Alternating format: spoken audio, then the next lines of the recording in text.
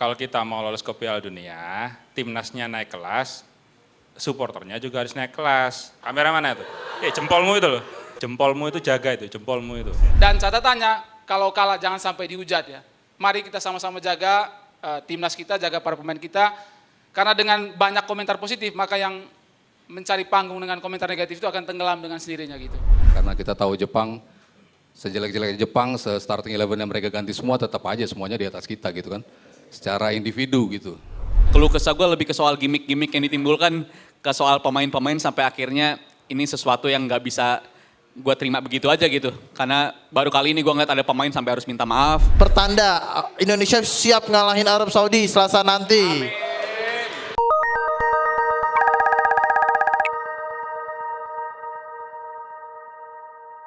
Oke semuanya, selamat malam dan selamat datang kembali di Pasti Bisa Coffee bersama Komunitas Pandit Indonesia. Boleh tepuk tangan dulu. Ya, kembali lagi hari ini bersama gua Gerardo Gusti, masih dari Pasti Bisa Coffee Pancoran. Kita kembali sudah di episode keberapa nih? Ada nggak tulisannya? Sampai lupa gua. Nggak ada lagi tulisannya. 7, 8, 9. 9. Sudah sampai episode ke-9 dan ini adalah Komunitas Pandit Indonesia. Sebelumnya gua selain mau menyapa teman-teman yang biasa hadir di sini, gua juga mau menyapa buat teman-teman yang lagi nongkrong di sini. Ini abang-abangnya dari mana, Bang? Teman kampus kah? Teman apa? Teman nongkrong doang? Kampus? Pulang kuliah ke sini terus? Ngerjain tugas? Oh enggak apa-apa juga sih. Ya Bang, ini kita izin Bang ya, ini kita namanya Komunitas Pandit Indonesia. Nanti, jadi ini teman-teman yang di sini, abang-abang juga boleh maju. Ini bukan stand up, jadi menyampaikan opininya tentang sepak bola. Kebetulan karena besok timnas lawan Jepang, kita temanya timnas. Jadi teman-teman kalau ada yang punya opini nih seputar timnas, biasanya di sosmed doang, atau kalian kesel tuh sama yang lagi viral, boleh disampaikan di sini, tenang aja. Aman ya Bang ya di sini ya. Di sini soalnya kita juga belajar, jadinya kalau ada salah nggak masalah. Oke, dan kita nanti seperti biasa teman-teman 5 menit ya, waktu diberikan buat teman-teman semua, dan hari ini gue ada yang spesial supaya teman-teman makin semangat. Udah lihat kan gue pakai jersey apa? Asik. Nanti teman-teman berpeluang untuk mendapatkan baju yang sama kayak gue, supaya teman-teman gak pakai yang KW-KW-an lagi. Yoi. Nanti juga teman-teman kalau ada yang berani maju boleh lah, nanti kita pilih lah ya. 1 favorit dan 2 nanti gue kasih kuis. Jadi makanya supaya pengen dapat jersey, ya gratis Bang, ini udah gratis makanya kuis kan. Pengen dapat jersey nanti ikutin rangkaian acara ini sampai selesai. Oke, dan sebelumnya sebelum lebih jauh lagi ngebahas tentang timnas lawan Jepang besok, seperti biasa kita akan dibuka oleh Ketua Dewan Harian. Bahasanya gimana Bang? Ketua Dewan Harian, Dewan Harian, Ketua Harian. Yang benar yang mana? Ketua Harian. Oke, Ketua Harian kita boleh tepuk tangan untuk Bang Rizal Falevi. Assalamualaikum warahmatullahi wabarakatuh. Makasih yang udah menyempatkan waktunya untuk hadir di pertemuan ke-9 dari Komunitas Pandit Indonesia. Ya kalau udah ketemu 9 kali artinya kurang lebih udah 2 bulan ya kita ngadain komunitas kayak gini. Dan alhamdulillah hari ini gue lihat kondisinya rame pada hari ini. Lebih rame dibandingkan minggu lalu, itu sebuah kesenangan juga bagi gue. Apalagi tema pada malam hari ini kita bakal bahas perjuangan timnas Indonesia kita ya.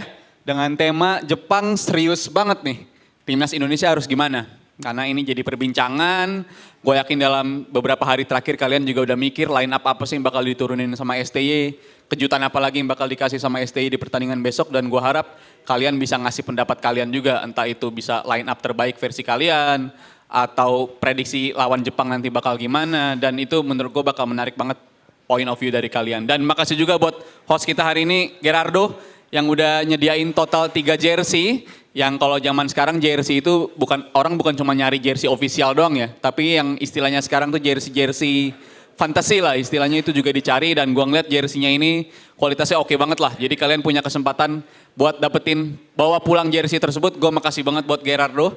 Semoga bisa kita sering-sering adain kayak begitu, pembagian jersey kayak gitu, oke. Dan makasih juga buat tim produksi yang selalu nyediain waktunya buat di hari Kamis. Udah bersedia ngasih kita kesempatan buat direkam juga, bahkan buat di-up di konten di hari Sabtu ya. Kalau untuk KPI itu selalu disiarin di hari Sabtu, dan gue harap itu bisa jadi memotivasi kalian juga untuk bisa ngeliat penampilan kalian di YouTube, sekaligus jadi ajang kesempatan bagi kalian untuk tampil di DPI Muda setiap hari Selasa.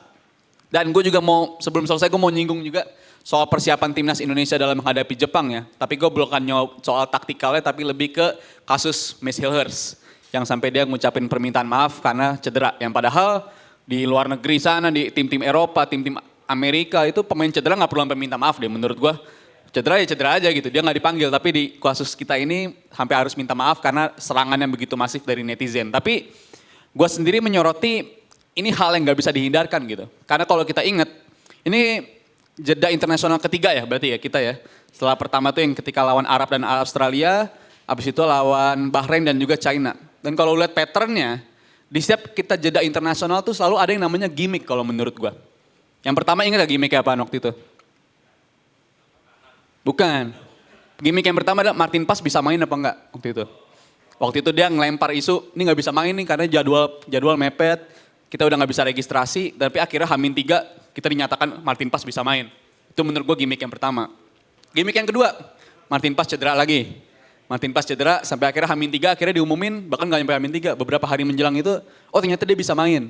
Gue rasa pihak federasi menikmati gitu, menikmati dalam hal kita suka disuapin sama gimmick-gimmick, tapi nyatanya kalau yang saat ini menurut gue ada keliru dalam hal menangani hal seperti itu, sampai akhirnya kita harus nyatain kesempatan soal Messi Hilgers belum bisa debut di GBK dan kita meresponnya dengan cara yang buruk. Tapi menurut gue itu nggak lepas dari treatment kita, treatment dari pihak-pihak yang bersuara soal kondisi-kondisi para pemain itu menurut gue terlalu banyak noise-nya istilahnya, noise atau seperti gangguan.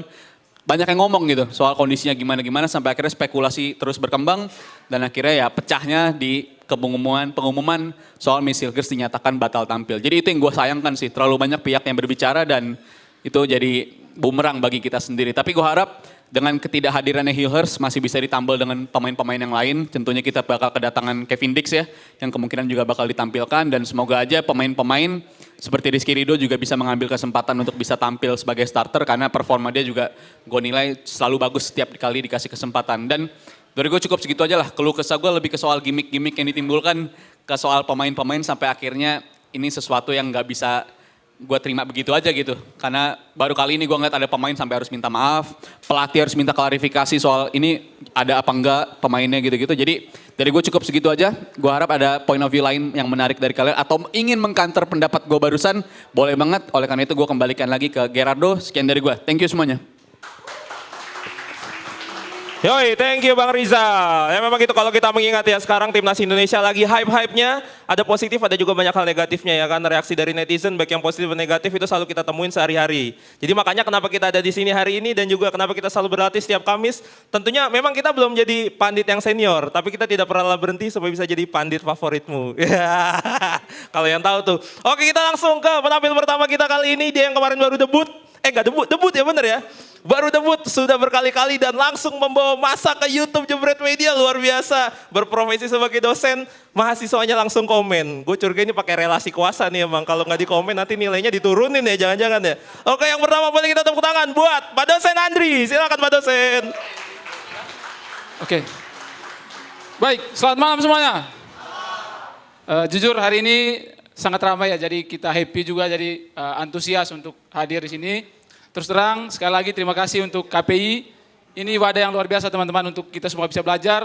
Jadi di sini tidak ada yang lebih hebat, tapi kita semua di sini datang untuk belajar. Jadi perbanyaklah ilmu, perbanyaklah belajar di sini karena saya yakin teman-teman punya potensi masing-masing gitu ya. Oke. Hari ini temanya timnas ya teman-teman. Saya ingin melanjutkan apa yang disampaikan oleh Pak Ketua Harian tadi ya. Terus terang sejak awal saya berdiri di panggung ini, saya menggaungkan soal literasi ya teman-teman. Saya menyoroti kenapa netizen kita ini terlalu mudah menghakimi orang lain. Dan kejadian yang dialami Miss itu bukan kali pertama. Sebelumnya ada Justin. Bagaimana klub Jepang itu dihabis-habisin sama netizen. Lalu Arhan, klub Arhan ya Jepang ya. Lalu klub Korea. Lalu kasus yang sampai sekarang menurut saya masih sangat abu-abu ya, Elkan Bagot ya. Sampai sekarang tidak ada kejelasan baik dari federasi ataupun agen pemain dan pemain terkait kenapa Elkan nggak pernah dipanggil lagi, terlepas dari ada polemik yang sempat terjadi di Piala Asia U23. Tapi menurut saya, ini harus menjadi catatan bagi PSSI, bagi federasi ya. Jadi ke depan tuh, tadi Pak Ketua bilang, tidak semuanya harus bersuara ya. Harus menempatkan siapa orang yang bisa berkomunikasi dengan baik, yang tidak menimbulkan polemik di ruang publik ya. Apalagi sekarang tuh, bahkan sebelum Pak Arya kemarin memberikan klarifikasi, itu kedulaan sama netizen gitu kan. Artinya setelah kejadiannya udah ramai, bahkan si FC Twente-nya sampai men-take down postingan di medsos, itu kan sebuah hal yang fatal. Karena ini berbanding terbalik di saat hype timnas kita sedang dalam tren positif, dengan kelakuan netizen kayak gini, itu otomatis itu membuat citra kita di kancah internasional itu akan kembali dipertanyakan. Karena ibaratnya sekarang tuh kita lagi disorot gitu kan. Jangan sampai gara-gara kelakuan netizen ini membuat pandangan yang selama ini tentang Indonesia atau tentang budaya ketimuran seperti sopan santun itu mulai pudar gitu kan. Yang notabene orang mulai suka dengan Indonesia dan bukan tidak mungkin dengan kelakuan netizen kayak gini, niat klub-klub luar untuk merekrut pemain Indonesia itu akan pikir-pikir lagi gitu. Jadi mereka pikir, wah kalau kita nggak mainkan pemain timnas, kita siap dihabisi itu. Kemarin kasusnya Marcelino, bagaimana postingan di medsos Oxford, itu line up itu namanya Marcelino semua. Itu saking kesalnya itu kan, saking kesalnya sama netizen Indonesia. Nah inilah tugas kita semua di KPI inilah, teman-teman yang menurut saya punya cara berpikir yang berbeda. Ya kita punya kewajiban moral untuk mewartakan bahwa kita ini sebagai netizen yang memberikan nuansa positif lah di media sosial untuk mengcounter komentar-komentar negatif itu. Karena kita tahu teman-teman, kita sedang disorot. Jadi jangan sampai konten-konten atau head comment itu bisa mendominasi dan itu merusak citra kita. Ya itu ajakan saya untuk teman-teman, semoga kedepannya kita yang menjadi yang terdepan lah menggalakkan literasi ini. Hei netizen, tolong jaga adab lah gitulah. Jadi kita jaga ya, pemain klub itu menjaga tim kita, pemain kita. Jadi kita juga punya kewajiban untuk mendukung mereka gitu kan. Maka tadi saya bilang federasi ke depan kalau bisa memperbaikilah komunikasinya, berkoordinasi dengan klub, agen pemain ataupun pemain, biar diskusi di ruang publik itu tidak menjadi polemik gitu. Jadi mereka yang terdepan, jadi sebelum ramai mereka udah kasih pernyataan itu. Jangan kayak kemarin itu kan, setelah ramai si Twente-nya merasa terusik, barulah keluar pernyataan resmi gitu kan. Jadi sedikit terlambat karena sekarang eranya media sosial gitu kan. Ya, lalu besok ya seperti yang banyak media beritakan, ya kita diprediksikan pasti akan kalah kan. Tetapi ya saya yakin ya dengan niat baik ya, dengan berdoa menurut saya kita berharap akan adanya keajaiban ya. Jadi Jepang itu bukan tanpa kelemahan juga kan. Kenapa Liverpool bisa kalah sama Nottingham Forest? Ya bisa aja kan, Jepang besok dikalahin sama Indonesia gitu kan. Jadi karena sejarah juga pernah berapa puluh tahun lalu kita main sama Jepang di GBK itu hasilnya positif ya, 2 kali seri kalau nggak salah ya. Jadi menurut saya besok itu ya kita bermain nothing tulus saja karena tidak ada beban, tidak ada ekspektasi dari masyarakat. Dan catatannya kalau kalah jangan sampai dihujat ya. Kritik boleh, jadi mari kita sama-sama jaga timnas kita, jaga para pemain kita. Karena dengan banyak komentar positif maka yang mencari panggung dengan komentar negatif itu akan tenggelam dengan sendirinya gitu. Jadi dari saya cukup sekian. Terima kasih KPI, terima kasih untuk kesempatannya, kemarin saya sudah debut. Semoga Jebret Media makin menyala gitu kan. Dan Jebret Media sudah sampai di Labuan Bajo dan juga Indonesia Timur. Gitu. Terima kasih. Terima kasih Bapak dosen. Ya seperti biasa ya, memang kalau kita dibilang kan ini setiap orang punya POV-nya sendiri dengan menyampaikan materinya soal sepak bola. Itu dia Pak Andri naik ke sini memang bawa ini kita pengen nyatet ya seperti biasa ya. Takutnya besok ditanya ada ujian mendadak. Dan itu dia tadi dari Pak Andri, kita akan langsung lanjut aja karena hari ini ternyata line up-nya banyak banget. Jadi gue langsung ke penampil selanjutnya. Ini yang selanjutnya itu tadi datang di awal juga dia teman-teman. Gue datang pertama sendiri, dia datang nemenin gue jadi orang kedua. Oh orang kedua bahasanya jelek banget ya. Oke boleh tepuk tangan buat Akbar.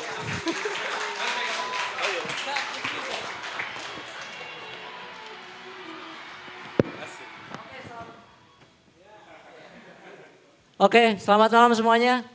Hari ini rame banget ya. Dan beruntungnya kita bahas tentang Indonesia. Jadi satu hati semua ini, ya kan. Indonesia lawan Jepang, ya tadi udah bahas soal Missile Girls juga. Sampai kemarin, gue saking keselnya itu ada di beberapa komen di FC20 ataupun di akun medsos itu gue balesin aja saking kesel ya kan.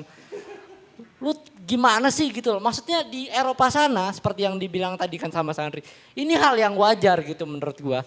Karena gini, kan udah dibilang juga sama Pak Arya bahwa yang namanya klub itu kan menggaji pemain tersebut kan. Missile Girls dia punya kontrak dan dia punya kewajiban untuk bermain. Selagi dia bisa main, ya dia akan main. Apalagi kemarin kan dia laga penting lawan Ajax kan. Dan FC Twente butuh poin kan. Dan poin pentingnya adalah di sini. Bahwa berarti Missile Girls itu pemain penting. Makanya sampai dia harus main kan. Padahal kan memang dia sebelumnya sempat cedera. Tapi akhirnya dia dimainkan kan. Cuman karena mungkin belum terlalu pulih. Akhirnya dia cedera lagi.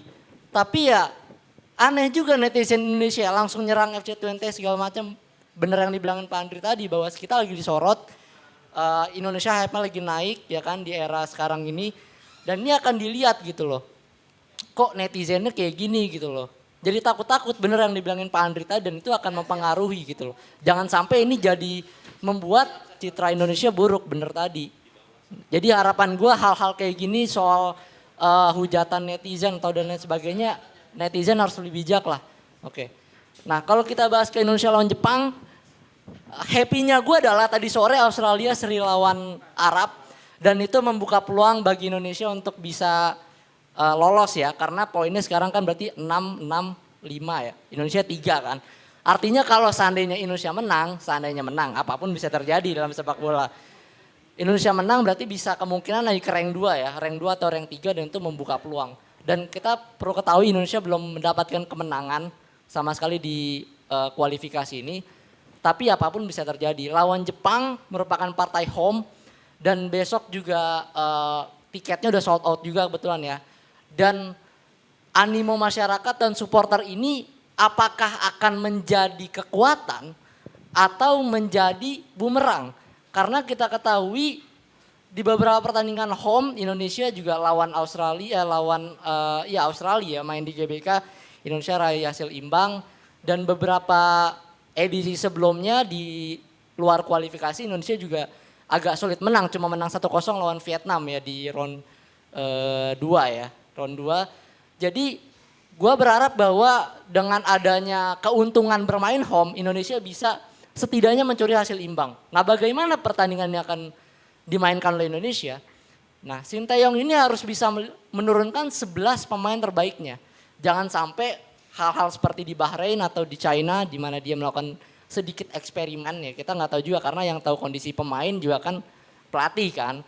Cuman gue berharap dengan pertandingan yang gue rasa ini penting, mau nggak mau Indonesia harus raih poin setidaknya 1 poin. Ya lo harus turunkan 11 pemain terbaik. Apalagi ada tambahan pemain Kevin Dix yang bermain cukup versatile. Kevin Dix ini kan juga merupakan salah satu pemain yang diincar lama kan. Bareng sama Jaides dan juga Verdong. Artinya adalah bahwa dengan masuknya Kevin Dix mungkin kalau seandainya Sinteyong masih menurunkan formasi 3-4-3, dia bisa bermain bersama dengan entah itu Hapner, Jai kemungkinan gue udah pasti main karena dia kapten.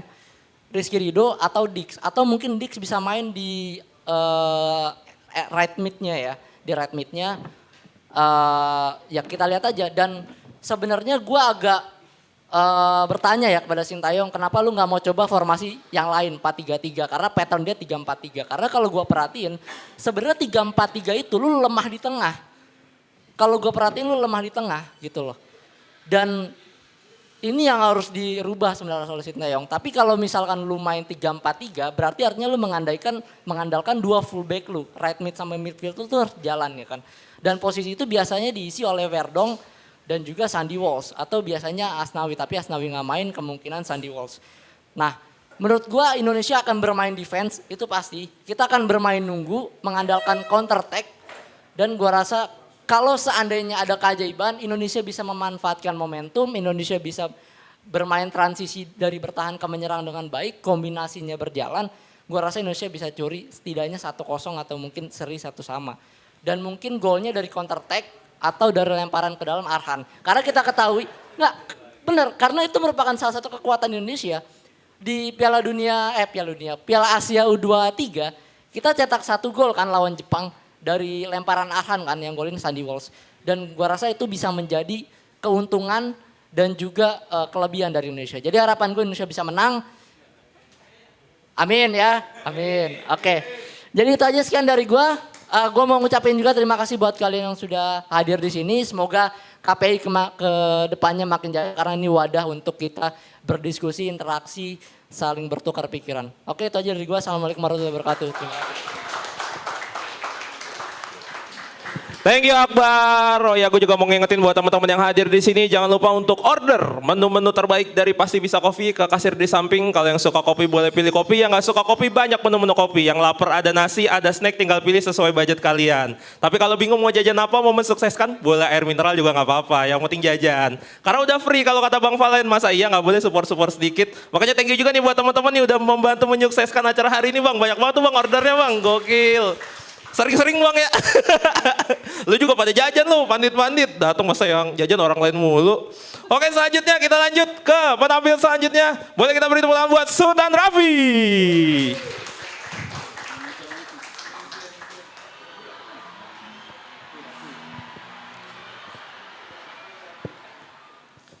Oke, selamat malam semuanya teman-teman. Oke, sesuai tema di sini ya, kita mau ngebahas pertandingan Jepang lawan Timnas Indonesia. Gue sedikit mau nge-highlight pemain yang dipanggil, yang dipilih oleh Coach Shin, oke. Gue senang di tengah gempuran banyak pemain diaspora, ada juga beberapa pemain Liga 1 yang eksis. Terutama banyak klub yang ngasih atau mengirim pemain lebih dari satu. Contoh Persija, ada 3, ada Witan, ada Ferrari, ada juga Rizky Ridho. Kemudian di Malut ada Sayuri Brother, Persis Solo ada Riyandi sama Sananta, dan lain-lain lah. Gue senang banget. Dan gue pun kalau soal Jepang mungkin gak usah dibahas lah ya. Mereka itu jago, tapi bukan jago banget, perlu dicatat. Di atas Jepang masih ada Argentina, Inggris, semualah. Oke, bukan berarti Jepang gak ada celah. Gue senang banget satu kalimat dari Coach Justin ya. Dimana pemain kita, pemain Indo, sebelum masuk lapangan itu kita udah harus siap menang. Mentalnya tuh udah harus siap menang. Jadi sebelum peluit dibunyi tuh nggak usah ada rasa takut. Bahkan sampai selesai pun kita harus fight. Kenapa? Karena gue di sini sangat nge-highlight banget. Jangan sampai ada gol-gol dari human error. Contoh paling gue kesel tuh atau nyesek ya, si Patinama waktu lawan China. Itu menurut gue nggak perlu banget sih. Dia bisa langsung clearance tapi dia malah main aman. Dan juga pun pemain timnas harus fokus sampai menit akhir. Jangan sampai ada kejadian kayak lawan Bahrain. Kita kecolongan lewat set piece. Dia walaupun pertandingan Bahrain agak kontroversial, seandainya itu nggak gol pun kita menang loh. Ya. Kemudian untuk line up, gue sendiri sih siapapun yang main berharap ngasih yang terbaik ya. Tapi soal buat Kevin Dix, gue rasa dia pasti bakal main langsung ya. Dengan track record Sintayong, pemain bagus yang baru datang pasti langsung dimainin. Kayak Messil Hurst, Jay Izes, Verdong. Dan untuk posisi pun gue rasa Coach Shin lebih tahu ya. Tapi gue rasa dia sih akan main di RWB ya atau bek kanan. Jadi bukan Sandy Walsh, sorry to say. 3 di belakang udah pasti Jay Izes komandonya. Di kiri gue rasa akan diisi Justin. Di kanan itu Rizky Ridho. Gue rasa 3 ini udah paket lengkap. 1 kapten, tenang. 2 ada preman di situ yang berani hantam sana sini. Dan semoga aja dia nggak kartu merah ya. Gue senang sih ada pemain bengal kayak modelan Justin ini. Tapi dia pun juga harus bisa ngontrol emosinya. Kemudian ada back kita, back lokal, Rizky Ridho. Udah mulai kelihatan lah perkembangannya kan. Nah soal di tengah ini kan agak kontroversial ya. Belakang ini Coach Shin sering cadangin Tom Haye.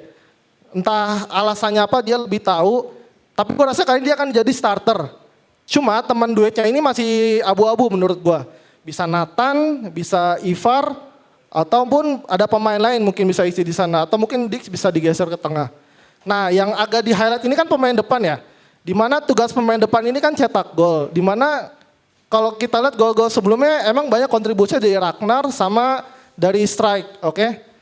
Cuma menurut gue itu sih kurang cukup ya. Pemain kita emang gak ada striker yang klinis finishingnya. Cuma kalau strike dimainin terus tapi gak ada istilahnya gak ada hasilnya lah. Walaupun dia cetak golnya pun bagus ya. Golnya strike. Cuma Coach Shin harus berani ngambil perubahan. Oke lah. Misalkan babak pertama kita main nahan dulu ya. Main press di depan mungkin sama si strike. Babak kedua kalau emang gak ada hasilnya. Cobalah masukin pemain lokal kita. Banyak kok yang bagus. Ada Sananta, ada Hoki. Itu pun patut dicoba. Kalau soal buat Reinders, ya gue pun penasaran ya. Dia layak dikasih kesempatan kok. Walaupun mau di wing kanan atau kiri, itu dia bisa rotasi ntar tuker-tukeran sama Orat Mangun. Semoga Indonesia, gue pun optimis tapi juga realistis. Gue optimis Indonesia bisa dapat poin tapi menang pun sulit ya. Tapi gue pede ini bisa 1-1 loh. Entah rasa optimis gue yang menggebu-gebu atau apa, tapi gue yakin Indonesia bisa nahan 1-1. Terakhir ini mungkin ada benang merah sedikit. Kemarin gue baca berita ketua PSSI Erick Thohir, dia ketemu sama ownernya Persib, Bapak Glenn, terus ada ownernya JDT, sama ownernya Valencia Peter Lim. Ini di berita sih gue ada diskusi di antara mereka berdua. Kuncinya untuk memajukan sepak bola Asia, khususnya ASEAN. Semoga dengan adanya diskusi ini, sepak bola kita bisa maju, sepak bola Asia, ASEAN terutama, apalagi Indonesia bisa upgrade terus, baik liga maupun tim nasionalnya. Sekian dari gue, terima kasih, selamat malam. Oke, thank you Raffi. Luar biasa, doa kita juga sama ya. Emang hari ini semangat kita semua menggebu-gebu karena ngebahasnya timnas. Dan kayak biasa juga ya Bang ya, kalau emang bahasnya timnas rame begini ya, ntar tiba-tiba ngebahas yang lain sepi lagi. Waduh. Bahkan hari ini pun Yuno pun nggak nampak, nggak tahu nih. Nggak tahu nih belum nampak apa belum nongol nih, nggak tahu ya. Belum kayaknya. Biasanya emang dia suka datang di waktu yang tiba-tiba gitu ya. Oke, kita lanjut ke penampil selanjutnya. Yang satu ini tuh gue kalau ngelihat dia tuh suka gue bilang mirip legend MU. Walaupun mainnya tuh sedikit gitu, bentar doang. Sampai orang-orang udah pada lupa. Tapi gue nggak tahu dia beneran fans MU juga nggak ya? Nanti kita langsung klarifikasi ya. Soalnya kadang kan emang harus punya tim kedua kalau fans MU. MU-nya lagi turun, fans timnas bilangnya gitu ya. Oke, semuanya boleh tepuk tangan buat Erik.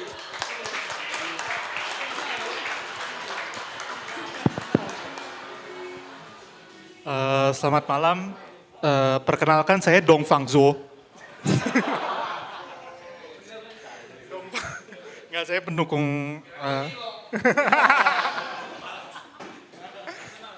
Saya pendukung Arsenal, tapi malam ini pendukung timnas seperti biasa. Melawan Jepang, prediksi jaya.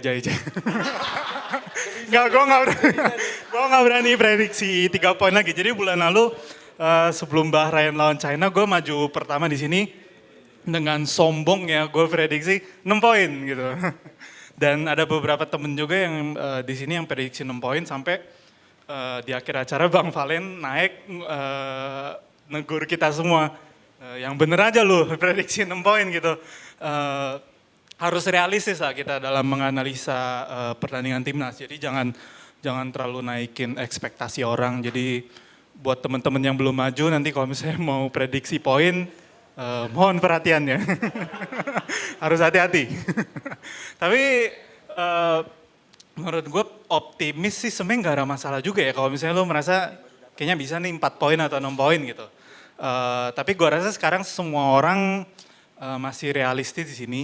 Kita udah mulai waspada karena 4 pertandingan pertama kan bisa dibilang di bawah ekspektasi kita. Meskipun sebenarnya lawan Bahrain harusnya menang sih. Tapi mungkin nanti pas babak pertama Jepang lawan Arab Saudi kita kelihatan kayaknya bisa nih gitu dengan segala kekurangan lawan kita dan segala kelebihan tim kita. Kayaknya kita bisa menang, tapi kan realitanya meskipun kita punya kelebihan, mereka punya kelemahan, kita tetap aja bisa kalah. Kayak tadi ada yang kasih contoh Liverpool Nottingham. Gua rasa kita semua di sini tahu lah, kita ya itu ya emang sepak bola kayak gitu, udah biasa lah.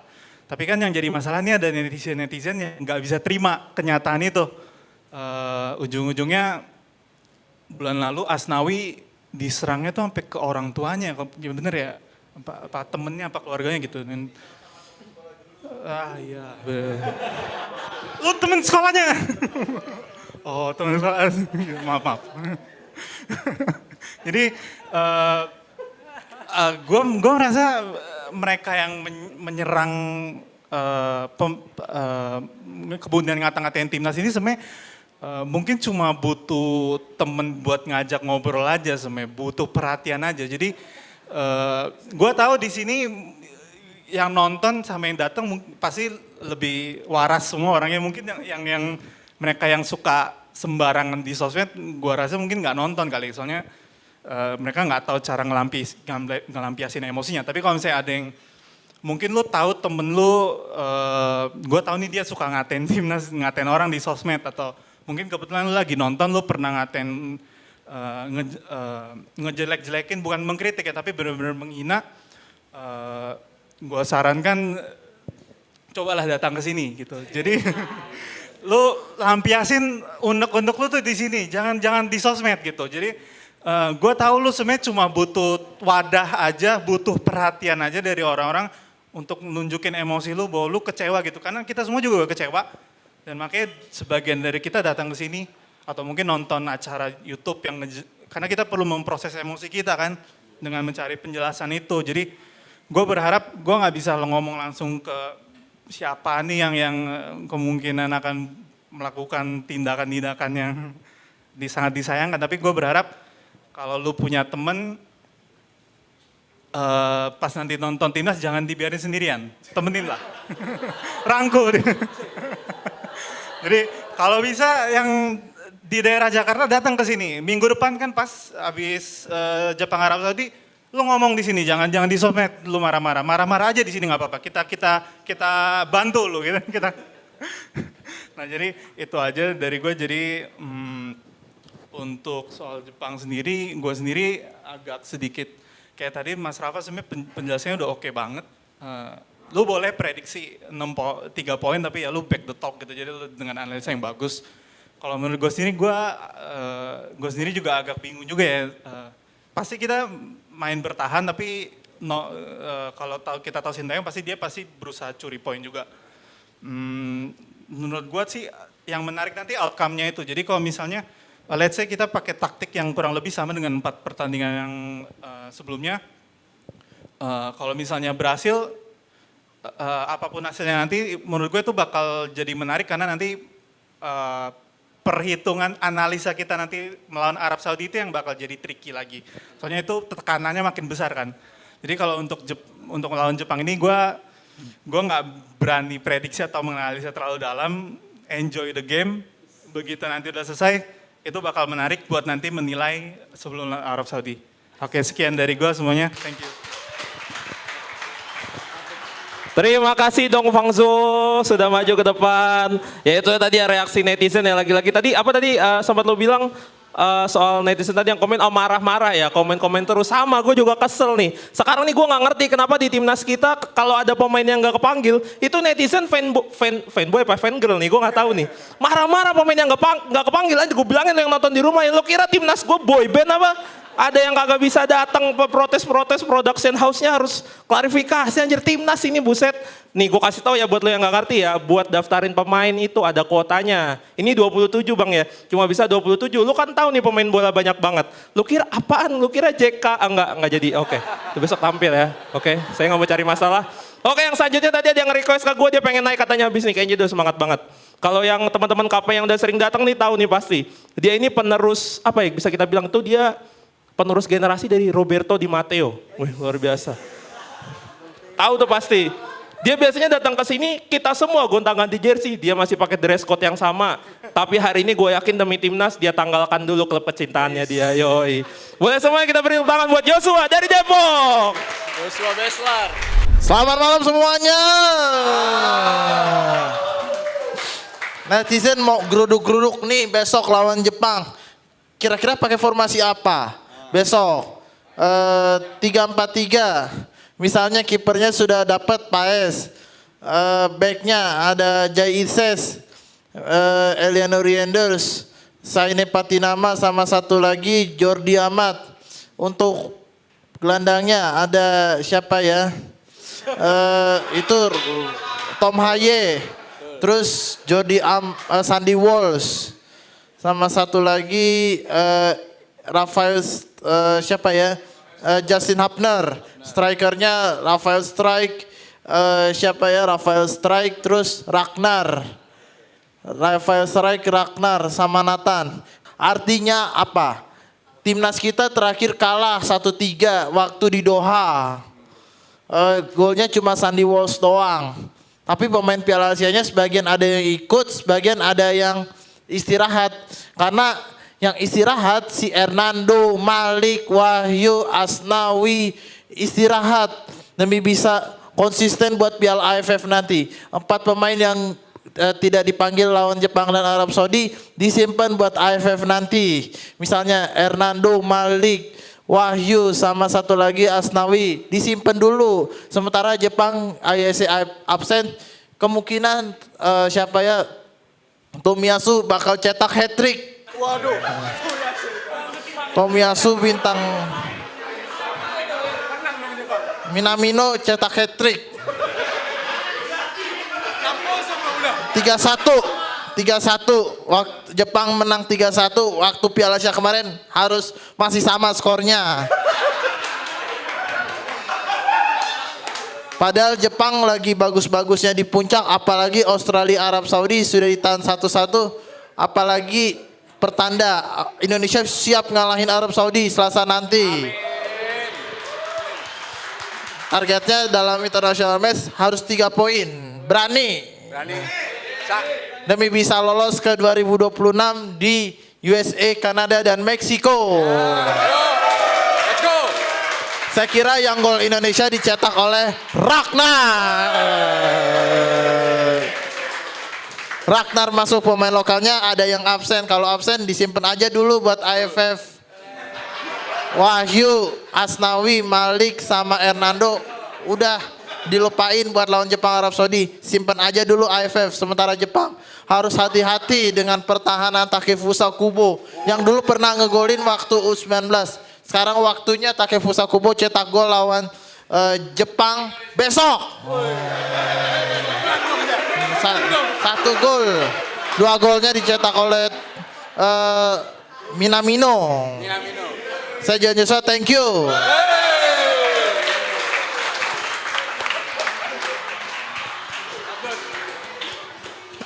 Gak, lu dukung mana sebenarnya? Lu dukung mana? Jepang realistis deh. Ini pasti masang judi gede lu ya. Megangnya. Kenapa? Oh, sesuai dengan papan klasemen ya. Tapi kan bola itu bundar.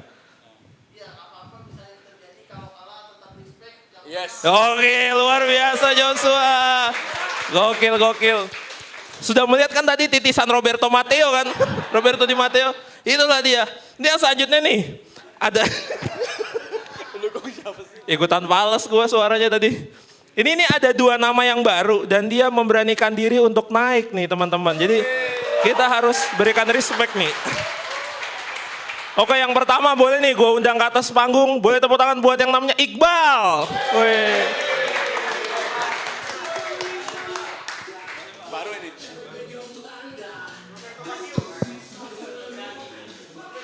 Ayo, perkenalkan nama gue Iqbal. Sedikit.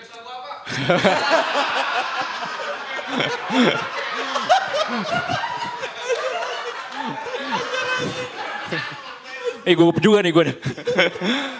Ya, paling gue sedikit aja sih ngebahas timnas. Gue lebih meng-highlight gimana kekurangan timnas di match-match sebelumnya kayak lawan Cina, apalagi lawan Bahrain. Itu sering banget gue ngeliat Indonesia tuh ada chance buat bikin peluang, tapi sering banget peluang itu nggak bisa jadi peluang gitu. Kayak apa ya, kayak serangan-serangan transisi atau counter attack gitu. Nah itu satu kan yang jadi persoalan. Seharusnya Sintayong ya pasti ngevaluasi ya. Terus juga latihannya mungkin udah dilakuin. Nah terus juga kayak gue berharap sih Indonesia lawan Jepang nanti bisa disiplin lah. Pasti kan Jepang pasti nguasain bola, pasti ngedominasin pertandingan. Terus juga jangan sampai human error tuh sering sering dilakuin sama pemain-pemain kita. Dan kayak pemain-pemain yang istilahnya belum kayak kemarin Tom Hay bisa dicadangin gitu, kayak Sintayong gitu bereksperimen, gue berharap nggak ada lagi. Terus kalau menurut gue jangan sampai sih Indonesia mungkin bakal main low block gitu atau main bertahan, tapi gue berharap Indonesia bisa main ke mid blocknya aja lagi. Terus juga kalau misalkan emang udah tertinggal, gue berharap Indonesia bisa bermain progresif atau proaktif gitu. Kalau ya mungkin emang nggak istilah sulit gitu. Apalagi sekelas Jepang ya kan, yang emang udah macan Asia-nya. Ya itu aja sih, gue sedikit aja. Mungkin kurang lebihnya mohon maaf. Terima kasih. Nggak boleh. 4 menit lagi. Waduh. Apa ya? Kalau menit lagi.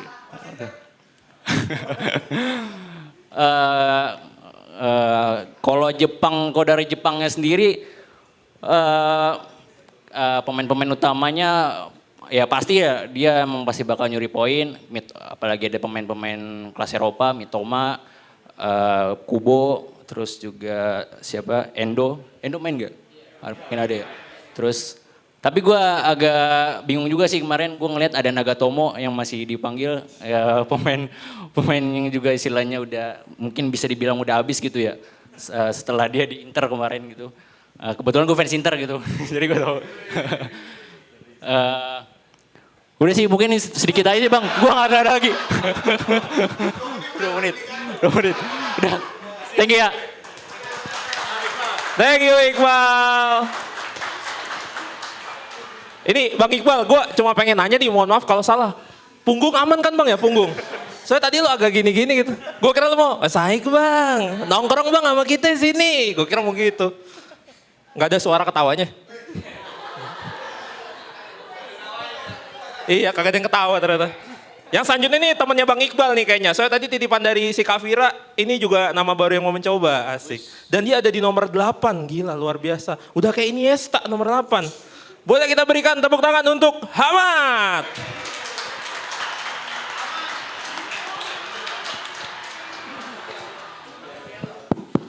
Selamat semuanya. Ya, di sini saya sebagai ya netizen Indonesia aja.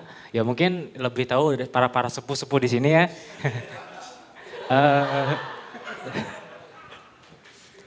Saya lebih ngeluh dengan apa ya striker Indonesia yang mana kan.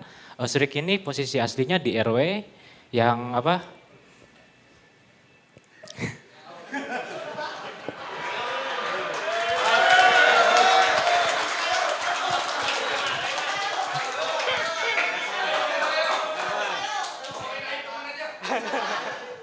Yang mana kan posisi aslinya di RW itu kurang lebih bagus di sana dibandingkan dia di posisi striker. Yang mana kan di posisi striker mungkin dia menarik lawan-lawan musuh, back musuh untuk menciptakan sebuah peluang gitu. Nah, kenapa yang gue heran tuh yang gue keluhkan ada pemain Indonesia yang U19 yang mana itu ada Jens Reven yang mempunyai bakat yang menurut gue lebih potensial dibandingkan kayak Sananta dan lain-lain. Kenapa dia nggak dipanggil? Dan mungkin harapan gue tuh kayak Ole Romani terus Manhoef itu bisa dipanggil oleh PSSI untuk bermain dengan Indonesia. Ya sekian dari saya.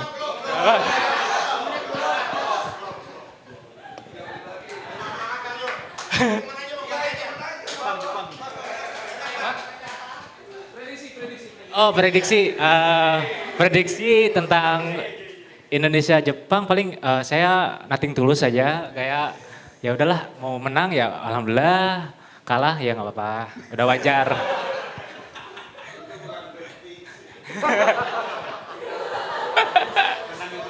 Oh ya udah bak skor untuk skor paling ya nggak banyak-banyak 5-1 untuk Jepang.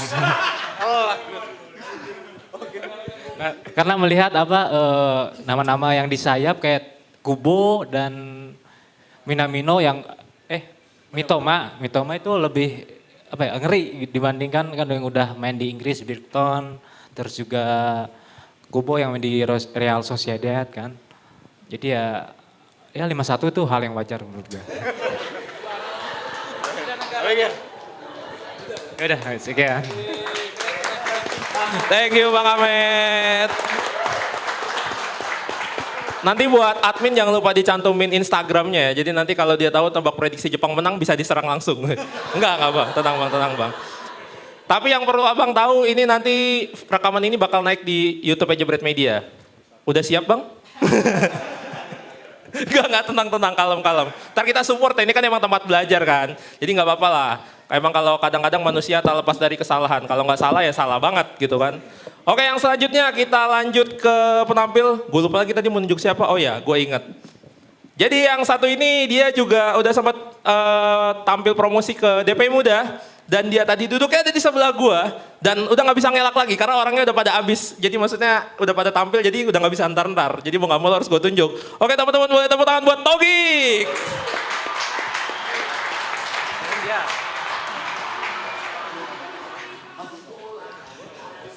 Selamat malam semuanya. Balik lagi sama gue Togik. Gila rame banget ya hari ini. Ini ngejomplang banget sama minggu lalu. Oke, Indonesia ngadepin Jepang. Menarik nih. Yang gue lihat kan di luar sana udah mulai membumi efek 2 pertandingan sebelumnya ngadepin Bahrain sama Cina. Tapi gue justru pribadi optimis untuk menatap pertandingan besok. Gitu. Gue entah kenapa PD minimal banget ya, minimal. Indonesia mainnya bagus buat besok. Gue yakin. Nah kalau prediksi skor mungkin imbang ada kesempatan. Tapi gue ngerasa kayak ada plot twist kita menang gitu. Gue ngerasa kayak tadi Bang yang lemparan Arhan, siapa tadi yang bilang? Iya, nah justru kemarin kan kita menang kalah 3-1 itu golnya dari lemparan Arhan. Nah gue berharap ada gol-gol jatuh dari langit kayak gitu kan. Lemparan dari Arhan lah, entah itu nanti penalti lah, deflay apa segala macam kayak gitu kan. Nah tapi bukan itu doang, ada 2 alasan yang gue sedikit yakin untuk pertandingan besok. Yang pertama itu harapan dari netizen gitu. Itu udah mulai nggak setinggi yang kemarin. Gue yakin 70.000 lebih yang datang ke GBK besok dan jutaan orang yang nonton dari TV itu udah nothing tulus lah. Udah ngerasa kayak yaudah kalau kita kalah ya emang udah wajar. Jepang udah peringkat 15 ya di dunia, udah jauh dari peringkat kita kayak gitu. Nah yang kedua, komposisi pemain yang menurut gue udah komplit. Messi Hurst nggak bisa main, menurut gue nggak jadi masalah. Yang jadi masalah adalah itu pemilihan pemain.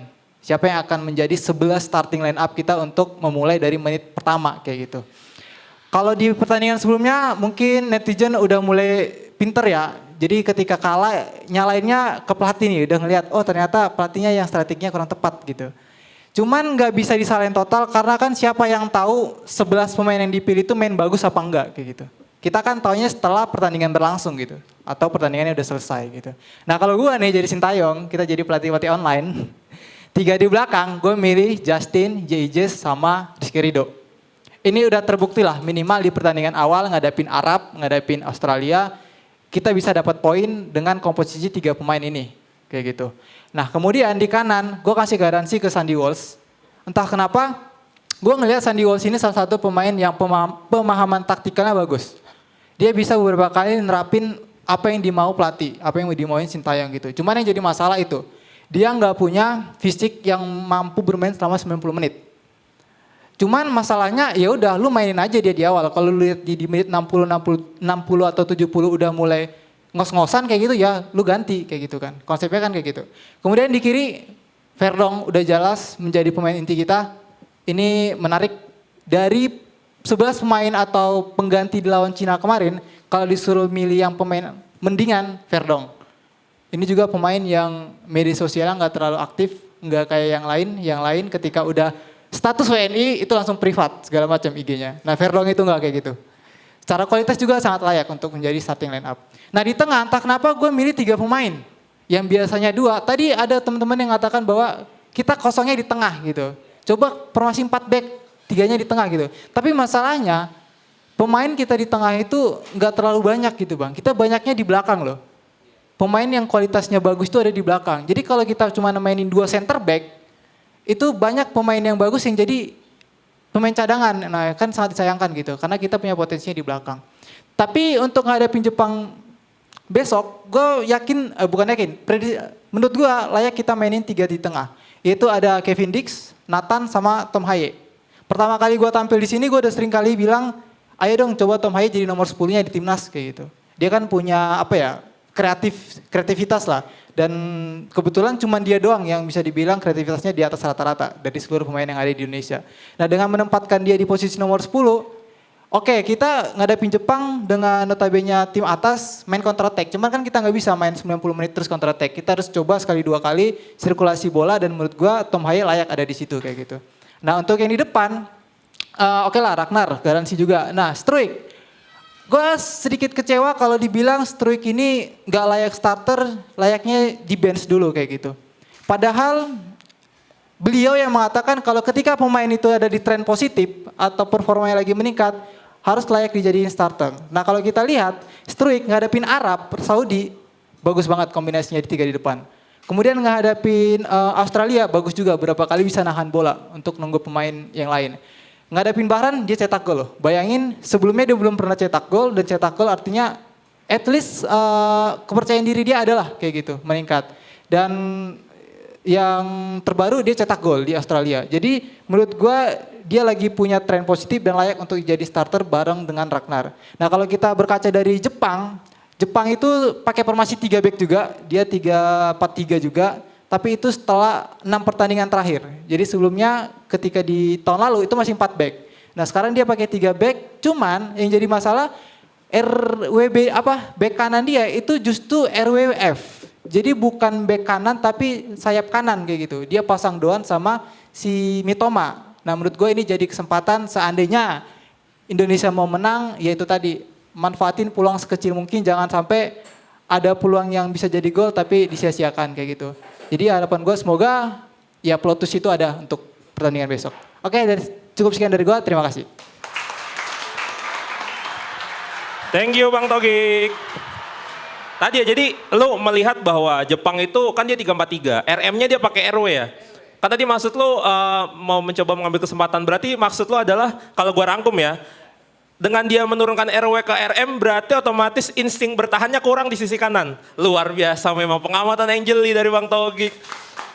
Gua nggak ngeh loh, itu juga gua nggak ngeh ya. Karena emang biasanya kita mah polos-polos aja ya. Mau di RM itu RB yang dinaikin atau RW yang diturunin juga kayaknya kita nggak aja. Tapi ternyata Bang Togik luar biasa pengamatan. Memang jam terbang nggak bisa bohong sih kalau Togik sih, yakin gua. Ya selanjutnya nih, oke kita lanjut. Jadi kalau datang ke sini tuh selalu pakai produk-produk dari Mills. Gua nggak ngerti juga, tapi katanya dia bilang tuh selalu nyari diskonan. Dia bilang sih gitu. Kenapa ada suara drum SpongeBob? Kenapa? Nggak maju. Ada di absen, tadi lu centang mau kabur aja nih Pak Ismail. Oke, daripada kabur langsung aja kita panggil ya. Boleh tepuk tangan buat Pak Ismail.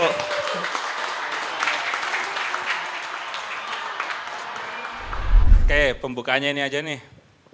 Kemarin netizen yang bikin apa ya, kegaduhan yang nggak perlu lah. Jadi kalau kita mau lolos ke Piala Dunia, timnasnya naik kelas, supporternya juga harus naik kelas, netizennya juga harus naik kelas. Jempolmu itu jaga itu, jempolmu itu. Kamera mana itu? Jempolmu itu loh. Kesel juga lama-lama. Soalnya ini tadi udah siapa tadi yang bahas tadi? Oh, Mas Akbar ya? Kita disindir Oxford, Twente juga, terus Jepang juga ada yang ini kan, media di Jepang gitu kan, sudah ada warning, jangan ngambil pemain Indonesia karena ada risiko netizennya yang kusut ini. Jadi itu ya, nih tolong nih netizennya nih yang di sini ini buat. Kalau masalah teknis sih gini ya. Saya harap ini sebenarnya udah sering dibahas ya. STI jangan eksperimen lagi lah gitu kan. Karena ada dampak negatif yang mungkin nggak terasa ya, tapi gini. 2 pertandingan kemarin, gara-gara eksperimennya STY itu, STY terpaksa harus melakukan beberapa pergantian untuk membenahi kesalahannya di babak pertama. Nah, efeknya ketika akan melakukan bergantian untuk melakukan efek kejut itulah di akhir-akhir pertandingan, terutama kemarin waktu lawan Cina, harusnya ketika kita, suaranya gede banget ya, harusnya ketika kita butuh gol, kan biasanya masukin striker, Bang. Gara-gara harus mereparasi kesalahan eksperimen di babak pertama itu, jatah pergantian pemain kita udah habis. Jadi ketika kemarin lawan Cina itu, saya nunggu-nunggu kok nggak ada striker baru yang masuk, padahal kita butuh gol. Ternyata memang udah habis jatah bergantiannya, udah 5 pemain. Jadi saya kira ini perlu sangat diperhatikan oleh Coach STY ya. Jadi mohon banget jangan melakukan eksperimen yang aneh-aneh lagi gitu kan. Starting line up ya sebisa mungkin itu memang tim yang fix, the best tim yang kita punya. agar kita tidak membuang-buang 2 atau 3 pergantian untuk memperbaiki kesalahan di babak pertama. Gitu. Jadi jangan diulangi lagi lah, seperti itu. Oke, kalau saya lihat sih, saya beberapa tadi sempat nonton highlight-nya pertandingan Jepang. Kayaknya mereka sangat mengandalkan serangan sayap ya. Kemudian Mitoma, terus Ritsu Doan itu sering menusuk ke sisi sayap terus melakukan cutback atau crossing mendatar begitu kan. Nah, jadi kalau saya lihat peran wingback kita itu akan sangat krusial nanti. Jadi Kevin Verdong di kiri dan Sandy Walsh di kanan nanti harus bekerja ekstra keras, dan kalau melihat kecenderungannya Jepang menyerang dari sayap, mungkin ya Jakob Sayuri mungkin bisa main untuk menambah ketebalan di sisi kanan. Kalau di kiri, Sen jangan deh, jangan. Jadi itu aja. Saya harap kita bisa turning point-nya di pertandingan lawan Jepang ini. Saya harap ada kejutan besar yang bikin kita semangat lagi untuk nonton timnas. Saya kira itu. Makasih. Terima kasih banyak Pak Ismail. Buat yang belum tahu, Pak Ismail ini sebenarnya belum Pak ya, dia masih Mas. Mas Ismail, umurnya belum setara umur Totti pas pensiun, ini beneran. Masih, makanya masuk ke DPI Muda ya, DPI Muda. Umurnya berapa nanti boleh ditanya langsung sama beliau, izin Om. Oke, yang selanjutnya kita tadi itu di sini tuh ada 2 orang yang namanya sama.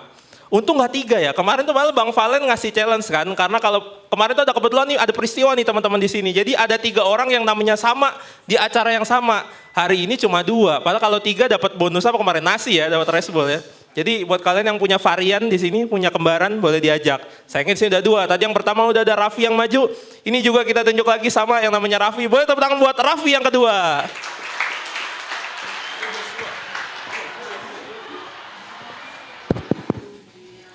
Oke, mungkin sebelum kita mulai buka pakai pantun dulu kali ya. Jika tersesat wajib bertanya. Daripada tersesat di jalan buntu. Selamat malam semuanya. Assalamualaikum warahmatullahi wabarakatuh. Oke, semuanya perkenalkan ya, nama saya Raffi Ferdilianto, saya dari Jakarta Timur. Oke, karena pada saat ini tema kita adalah tentang timnas Indonesia terkait Jepang. Di sini siapa sih yang optimis Indonesia bakal ngalahin Jepang? Ada nggak? Ada nggak? Wih, ada ya ternyata ya. Tetapi kalau misalnya kita lihat secara kualitas pemain, ini nggak bohong ya. Jepang itu di atas rata-ratanya pemain Indonesia.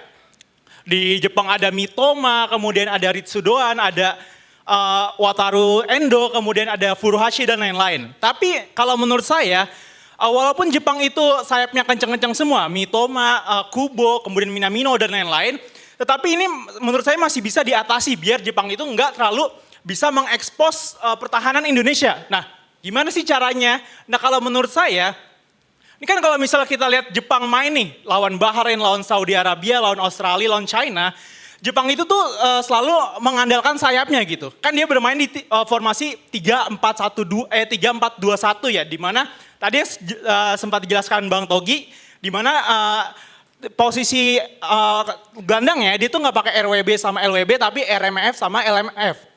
Di mana RMF-nya itu diisi sama Ritsu Doan dan LMF-nya itu adalah si Kaoru Mitoma. Nah, ketika Jepang menyerang itu biasanya tuh mereka terkadang suka sampai depannya itu di daerah kotak penalti lawan bisa sampai 4 atau 5 pemain gitu. Biasanya sih di depannya itu ada si ini nomor 9 Ueda, kemudian ada Minamino juga, kemudian ada Mitoma, Kubo dan juga si Ritsu Doan. Nah, biasanya si gelandangnya ini yang paling kanan ini yang RMF sama LMF itu biasanya itu dia melakukan penetrasi sampai ke kotak penalti dan ini merupakan salah satu hal yang bahaya. Nah, kalau menurut saya pribadi sebenarnya ini bisa diatasi dengan cara bermain offside trap gitu. Kalau misal dilihat passing-passing dari Wataru Endo kemudian dari Morita itu tuh sangat berbahaya long pass-nya gitu, atau long pass-nya, true pass-nya. Sehingga kalau misalnya kita nggak main namanya offside trap itu kita bakal kewalahan lah gitu buat menghadapi si Mitoma sama Don ini. Apalagi kan si Minamino ini sama si siapa satu lagi, pokoknya itu dah Kubo kan dia bermain IMF ya. Tetapi terkadang dia tuh suka ngelebar juga, kadang jadi RWF sama LWF gitu. Dan kalau misalnya kita lihat nih di beberapa golnya Jepang itu kan kalau nggak salah kan pertama 7-0 lawan China, kemudian 5-0 Bahrain, kemudian 2-0 lawan Saudi, kemudian 1-1 lawan Australia. Dia tuh kan golnya banyak banget ya. Kalau kita lihat highlightnya, emang pertahanan mereka tuh terekspos di bagian winger apa namanya itu left back RB-nya gitu. Terkadang pemain lawannya itu mereka tuh suka nggak fokus, tiba-tiba tuh Jepang bisa aja naruh satu pemain yang posisinya kosong gitu. Biasanya tuh yang suka kosong kayak Minamino, kemudian Mitoma juga kadang suka dapet nih posisi kosong misalnya di kotak penalti lawan. Nah ketika mereka udah dapet posisi itu, dia tuh langsung melakukan finishing. Dan kita tahu semua kan skill dari pemain Jepang itu bagus semua gitu. Jadi tidak bisa terbantahkan gitu. Sehingga menurut saya offside trap di sini tuh sangat dibutuhkan. Sehingga harus punya sinkron nih, hal sinkron dari 3 back Indonesia. Karena kan Indonesia bermainnya 3 back kan ya. Dan juga mungkin nanti Verdong juga bisa dan Wolves bisa bantu buat offside trap. Jadi kalau menurut saya kalau misalnya Indonesia bermain offside trap dengan sangat bagus, maka winger-winger Jepang tuh bahkan terjebak buat sulit untuk mengeksploitasi pertahanannya Indonesia gitu. Terus sama yang penting nih, yang Coach Justin juga pernah bilang, kalau misal lawan Jepang itu identik dengan permainan build up cepat ya, oper-operan itu mantep-mantep banget. Endo, passing ke Morita dan lain. Sama di sini juga nomor 5 ini menurut saya ini ngeri juga ya si Morita ini, karena dilihat di gol beberapa Jepang, Morita itu suka masuk dari garis belakang gitu. Jadi dia kan gelandang kan ya, terus tiba-tiba ada di depan gitu. Jadi suka masuk dari second line. Kan misalnya kalau kita biasa lihat Jepang kan emang bagusnya kan di gelandang-gelandangnya ya. Misalnya kayak penetrasi dari Mitoma, kemudian Doan dan lain-lain. Nah kalau misalnya depannya nggak berfungsi nih Jepang, misalnya Ueda dijagain, tapi Ueda nggak main, yang main nanti kayaknya Furuhashi kalau nggak si Daizen Maeda. Nah biasanya tuh tiba-tiba langsung muncul nih Morita langsung muncul dari belakang dan langsung shoot bisa gol. Nah dalam hal ini Indonesia juga harus mewaspadai pergerakan dari Morita. Kemudian juga dari set piece, kalau tidak salah Jepang itu gol set piece-nya itu dua kali ya pas selama kualifikasi Piala Dunia ini. Nah ada hal unik yang saya catat dari salah satu gol set piece-nya Jepang. Kalau nggak salah tuh lawan Bahrain apa Saudi Arabia gitu. Dimana ketika pemain belakangnya musuhnya ini pada jagain semua di kotak penalti, kemudian muncul nih satu pemain belakang dari Jepang maju, terus abis itu sundul dan cetak gol. Nah dalam hal ini Indonesia juga harus mewaspadai ini pergerakan dari pemain yang tiba-tiba muncul dari belakang kemudian cetak gol gitu. Dan dalam hal ini juga menurut saya Indonesia dalam pertandingan melawan Jepang harus buru-buru intercept dari build up Jepang biar Jepang itu tidak terlalu berkreasi ataupun berkreatif dalam membangun serangan ke arah Indonesia gitu. Jadi dalam hal ini Indonesia menurut saya jangan terlalu bermain defensif, jadi harus mengandalkan counter attack dan lain-lain. Pokoknya harus intercept secepat mungkin build up dari Jepang, karena build up Jepang merupakan salah satu yang mengerikan di negara Asia. Mungkin sekian itu aja dari saya. Wassalamualaikum warahmatullahi wabarakatuh. Bang Raffi, ntar dulu Bang, ada yang mau nanya katanya, boleh naik ke atas panggung. Siapa tadi yang mau nanya? Oh silakan, mic-nya bisa nggak nih?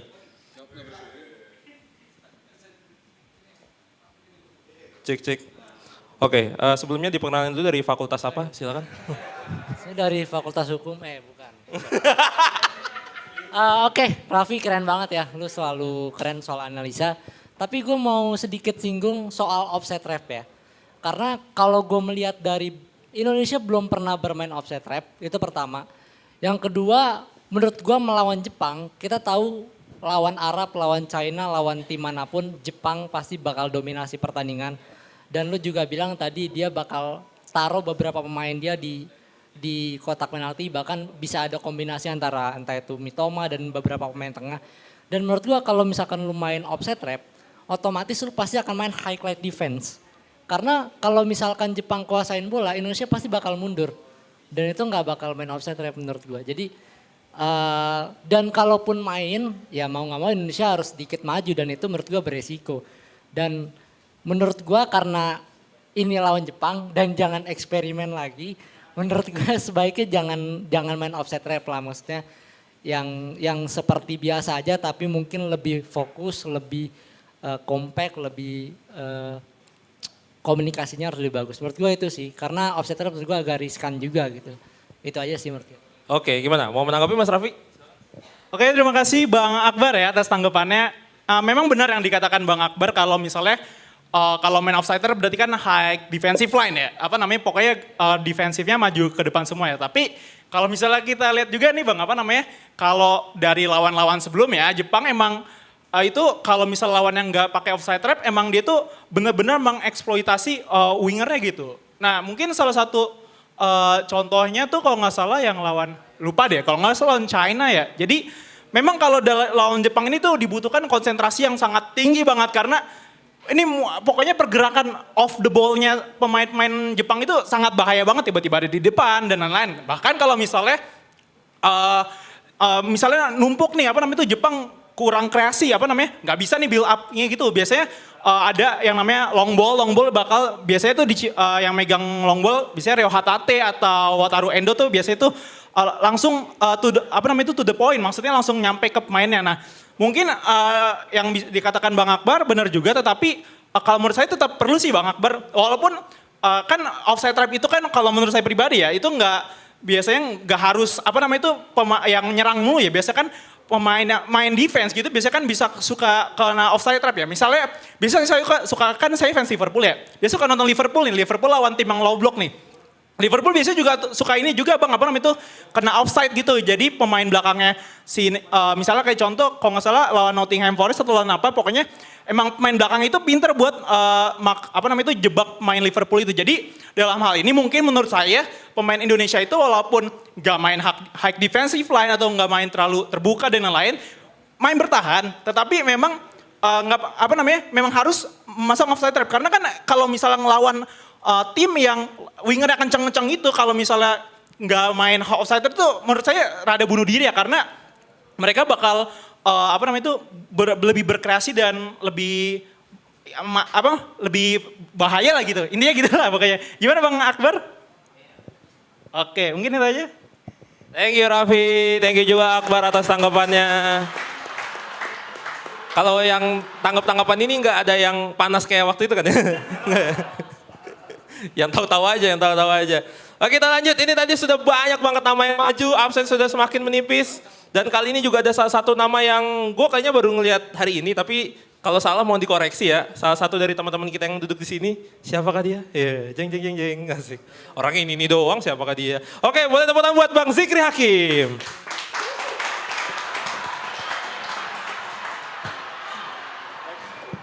Selamat malam semuanya. Sebelum mulai saya memberikan pantun dulu. Petir bukan sembarang petir, petir menyambar rumah si Upi. Terima kasih yang sudah hadir. Tepuk tangan untuk komunitas Pandit Indonesia. Ya, Jepang melawan Indonesia. Sebelumnya perkenalkan nama saya Zikri Hakim. Saya baru pertama kali di sini ya, jadi mohon kalau ada salah mohon dikoreksi semuanya. Jujur saya sangat gugup sebenarnya, tapi ya ini tentang timnas kita harus bisa untuk ini ya. Tenang.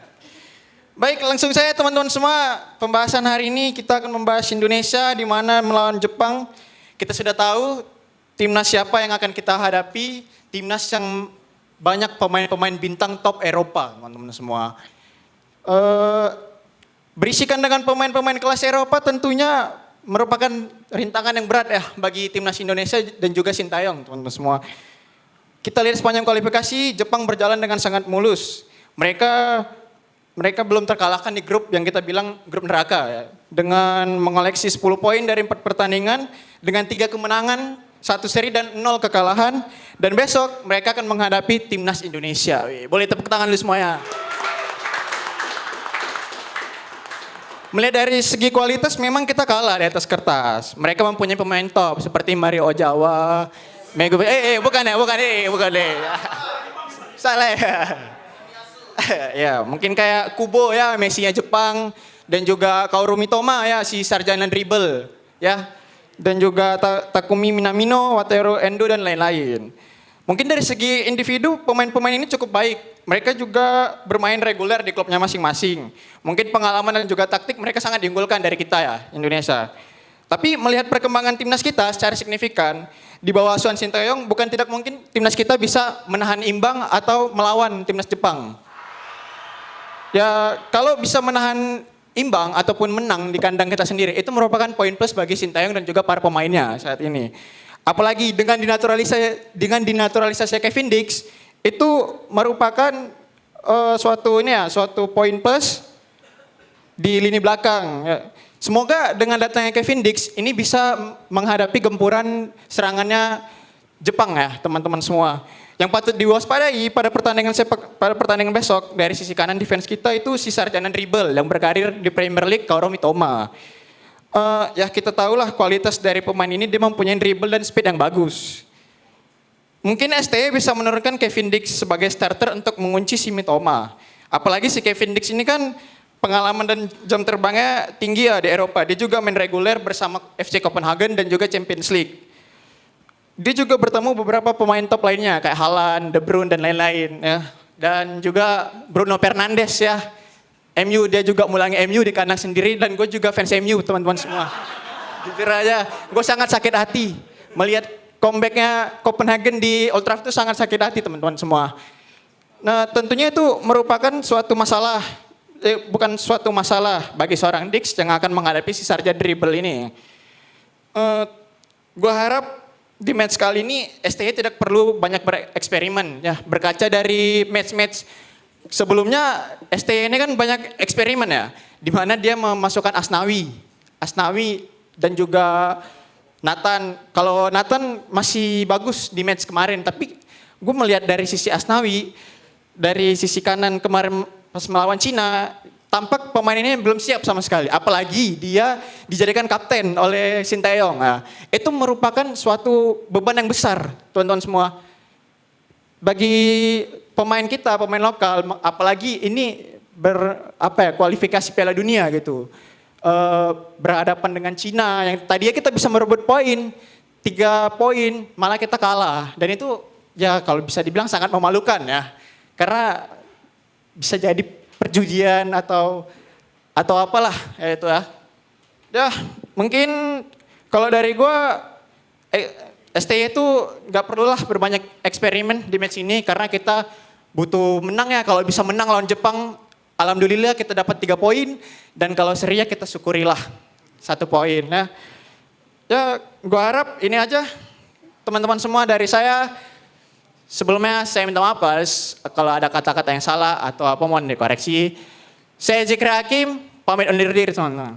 Siapa kita? Siapa kita? Siapa kita? Takbir! Thank you. Thank you Bang Zikri. Gue tuh ngeliat dia tampil kayak lagi bacain riwayat pemain ya. Kaoru Mitoma, dia ini adalah seorang penyerang.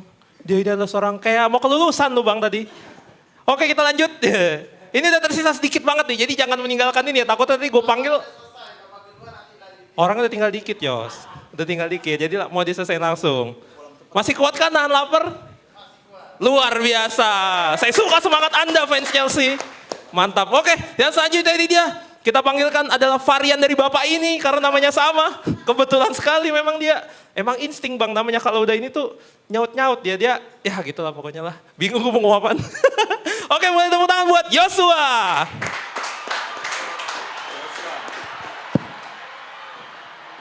Ya, selamat malam semuanya. Oke, minggu ini kita ngomongin timnas ya teman-teman. Cuman sebelum ke timnas gue pengen nyautin dulu tadi yang masalah Hilgers ya. Hilgers cedera tapi dibully gitu sama orang-orang. Ini yang bully ini gue rasa gak pernah cedera hamstring anjir. Cedera hamstring itu sakit teman-teman, sumpah deh. Lu mau berdiri aja tuh sakit. Ini udah sakit hamstring, sakit hati kan. Puyeng ya Hilgers jadinya ya. Gue rasa Hilgers lagi nyebat itu dia, aduh stres. Kacau emang. Ya jangan ditiru teman-teman ya, kita harus mengapresiasi pemain timnas dong ya. Dan Indonesia lawan Jepang jujur ya gue teman-teman, gue kayak pasrah aja sih lawan Jepang ya. Gila lawan Jepang, negara yang portofolio di Piala Dunia tuh bagus banget ya kan. Spanyol, juara Eropa dan juara dunia dikalahin 2-1. Jerman juga dikalahin 2-1. Udah gitu kan pemain-pemain Jepang lagi naik kan beberapa pemain kayak Mitoma di Liga Inggris dia bawa Brighton ngalahin City. Kebalik anjir. Iya, bawa Brighton ngalahin City 2-1. Terus Kubo. Gue agak benci sih sama Kubo nih anjir. Ngalahin Barca, gue kan fans Barca ya. Iya, harusnya gak usah ikut-ikutan main dia pas ngalahin Barca kan. Jadi tambah semangatnya dia nih ntar nih. Nah makanya nih, Kubo sama Mitoma kan bermain di sisi yang beda kan. Kubo sayap kanan, Mitoma sayap kiri gitu. Makanya gue berkaca dari match Australia lawan Jepang ya teman-teman ya.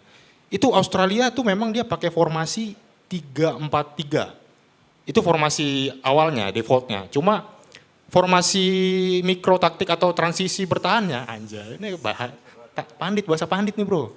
Ya kan? Iya dari 3-4-3 dia ke 5-3-2 atau 5-4-1. Jadi 5 back Australia ini masing-masing 2 sebelah kiri, 2 sebelah kanan itu nge-cover Mitoma sama si Kubo tadi tuh ya kan. Jadi pergerakan mereka tuh nggak luas gitu, nggak bisa nyampe dalam kotak penalti. Paling Kubo main dribbling kiri ya sesekali masuk kotak penalti cuma nggak yang begitu berbahaya gitu kan. Makanya Australia itu sempat ngegolin kan meskipun gol bunuh diri. Nah makanya ini unik juga nih, Jepang tuh belum pernah kejebolan sama pemain lawan. Pemainnya sendiri yang golin tuh, kayak gak rela digolin sama pemain lawan, gak boleh golin. Biar pemain gue aja yang golin anjing, kayak gitu. Makanya pemain lain gitu, pemain dirinya sendiri gitu yang golin kan. Nah itu maksud gue tuh, coba dah, maksud gue kalau Sintayong denger nih, coba deh pakai formasi 5 back tuh, transisi kan. Misalnya kayak Wolves mundur ke belakang, atau misalnya siapa tuh yang kirinya? Pantirama ya kan, ya nemenin Verdong gitu. Itu ngawal Mitoma sama si Kubo tadi tuh. Kayaknya harus 2 orang yang ngawal. Kalau 1 orang lepas gitu kan. Itu. Terus tadi yang offside trap tadi Bang Raffi ya offside trap. Offside trap, gue sebagai fans Barca tertarik sih dengar offside trap.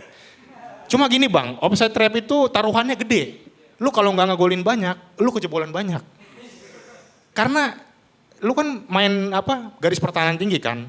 Kalau misalnya nggak bisa punya chemistry backnya nggak punya chemistry. Misalnya 1 maju, 1 mundur tapi masih lain yang onside. Itu bisa kejebolan sama Mitoma lo. Kenceng larinya Mitoma, lu belum pernah dikejar Mitoma lu ya.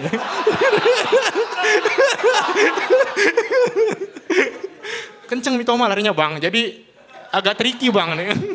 Mitoma larinya kenceng, nah itu.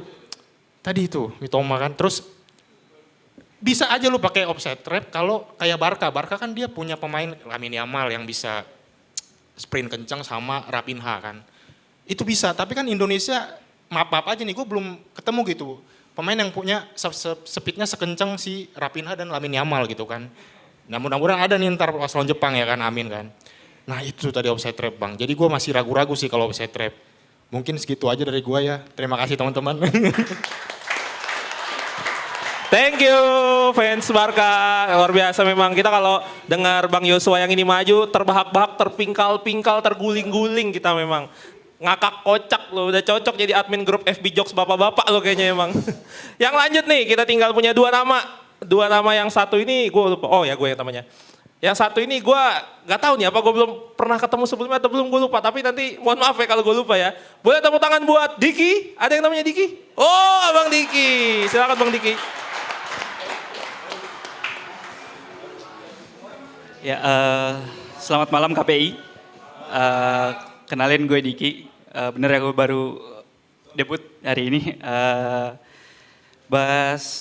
Sebelum bahas soal timnas, emang netizen meresahkan ya. Beberapa teman-teman tadi ngebahas soal netizen juga. Gue juga mau ngebahas sedikit soal netizen karena gue punya keresahan yang sama. Kayak di sebelum match biasanya kan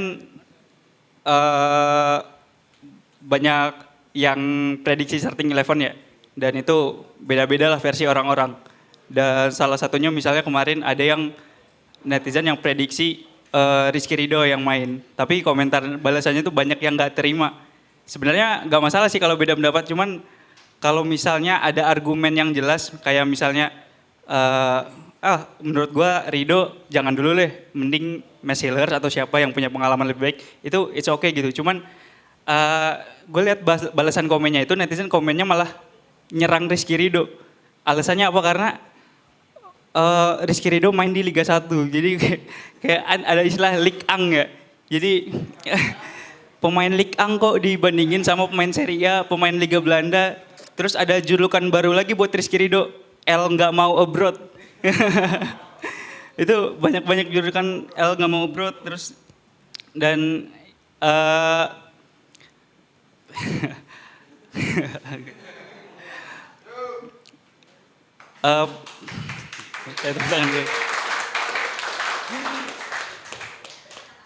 dan gue lihat fenomena bulian ke pemain ini emang benar-benar meresahkan, berlebihan, dan agak ada beberapa pemain yang overrated menurut gue. Salah satunya mungkin Pratama Arhan pernah ngalamin, terus Marcelino, Witan juga pernah ngalamin, dan ini gue pernah bales komen netizen yang ngebully pemain. Gue balasnya, bang nggak apa-apa kritik tapi nggak boleh ngebully, karena pemain kan apa ya sorry. Ya intinya kayak gitu lah, cuman gue cuma komen gitu kan, cuma ngingetin doang, tapi pada nggak terima gitu. Justru gue diserang dengan alasan mental pemain yang harus kuat. Terus katanya juga kita nggak bisa kontrol jutaan pikiran netizen di luar sana gitu.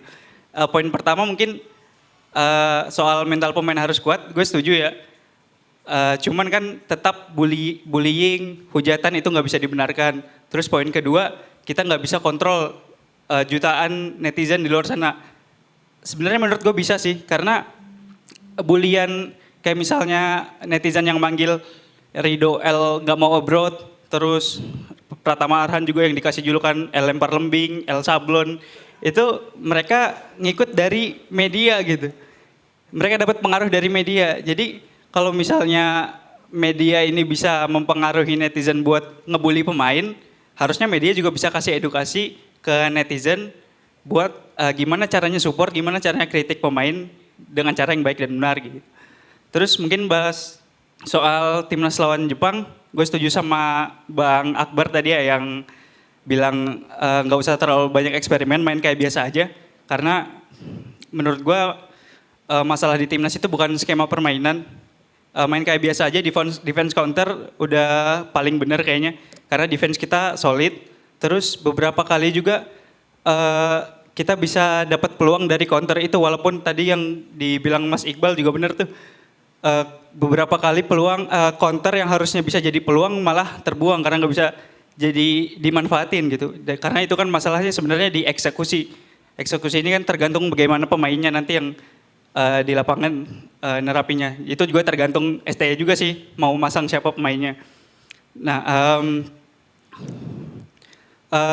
buat siapapun nanti yang main, semoga bisa nampilin yang terbaik buat timnas dan timnas dapat hasil yang positif. Itu aja dari gue. Thank you. Thank you Mas Diki. Gara-gara yang disampaikan Mas Diki barusan, gue teringat nih quotes dari ketum PSSI kita beberapa musim lalu. Beberapa periode. Quotesnya adalah, kalau mau timnasnya baik, wartawannya juga harus baik. Bener ya gitu ya, nggak salah ya. Ngomong-ngomong nih Mas, tadi kan lo ngebahas tentang media kan. Di antara kita ini juga ada orang media teman-teman. Dan dia sudah mengisi absen. Medianya nih lagi rame banget dah pokoknya nih.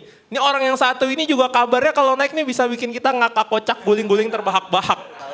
Luar biasa. Dia juga punya julukan di sini, julukannya adalah L kesimpulan. Soalnya dia nggak pernah nulis materi bang, biasanya dia cuma ngumpulin doang tuh dari yang naik-naik.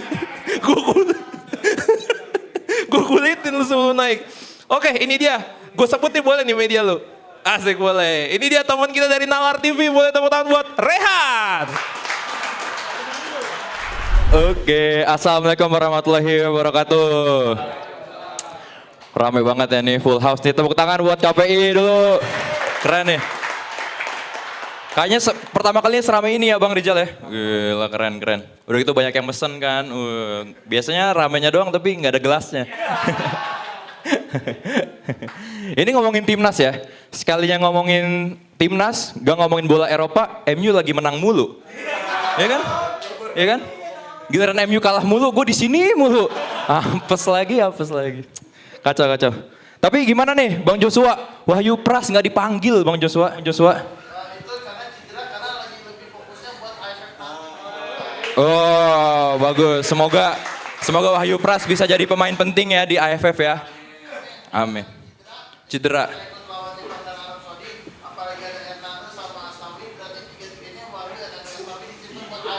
Oh di Super Bowl AFF, oke. Benar-benar, karena buat yang belum tahu Bang Joshua ini Wahyu Pras fans club ya, suka. Wih, lahir 98. Oh yang di sini ada nggak nih yang nonton di GBK nih? Arab. Nonton di Arab?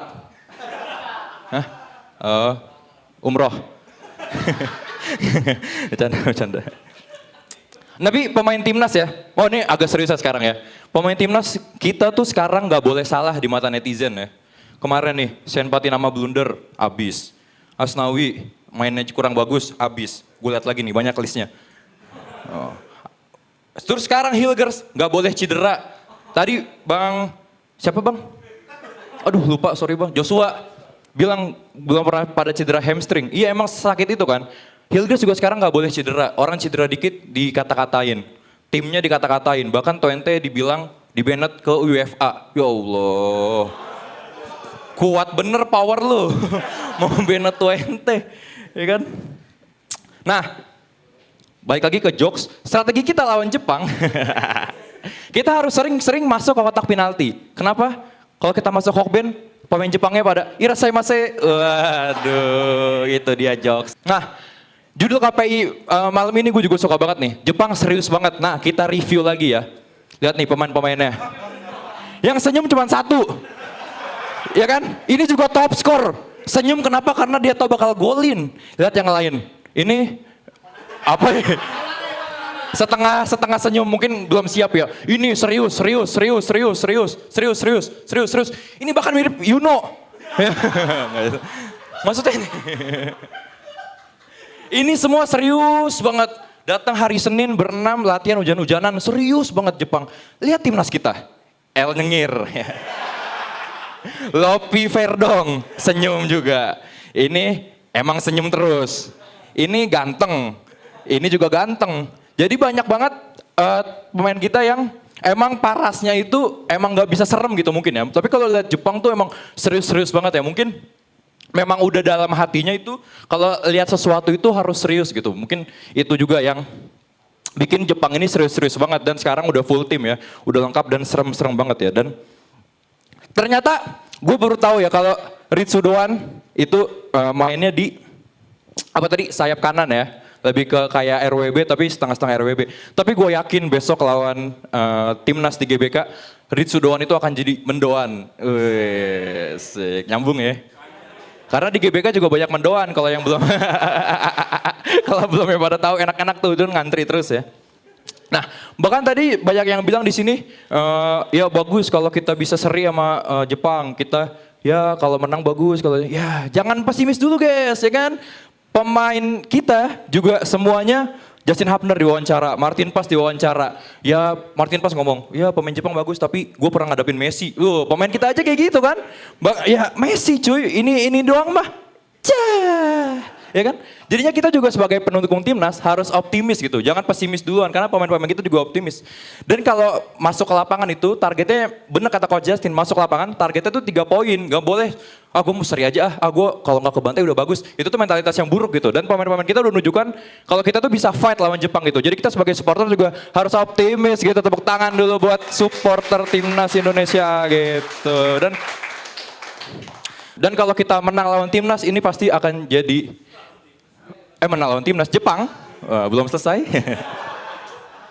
Menang lawan timnas Jepang, kita pasti akan jadi match yang historis bagi kita dan kita akan kaget ya. Kaget banget kalau timnas menang ya. Sekaget apa? Sekaget ini nih. Waduh, terima kasih. Nama gue Rehan.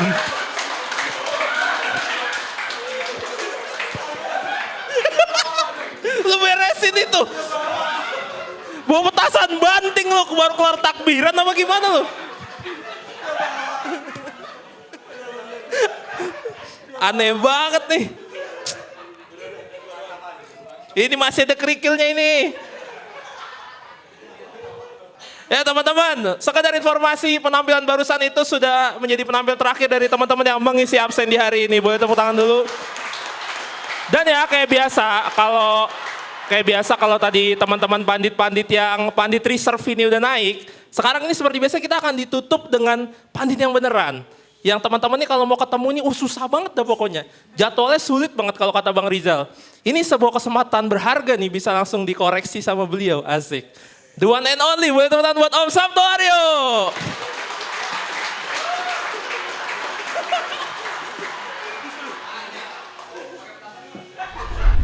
Seru juga tadi ngomongin Jepang ya. Jepang, Indonesia. Gue tapi setuju tadi sama Togik. Gue emang dari zaman kita bicara di Nalar ya, bicara di DPI juga, kalau gue ngelihatnya kalau komposisi, kayaknya kita butuh 2 gelandang bertahan. Karena kita tahu lini Jepang terutama tengah, 3 back, 6 di tengah, dan 1 doang di depan gitu.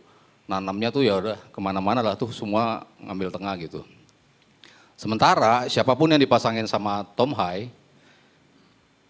nya pasti bakal kerepotan kalau dia cuma berdua. Gue ngelihatnya seperti itu gitu. Karena berapa kali mau dia sama Ivar kek, mau dia sama Nathan kek, selalu coverage area dia tuh terlalu besar untuk keep up, nutupin itu, sementara dia harus mikirin untuk progression ke depan gitu.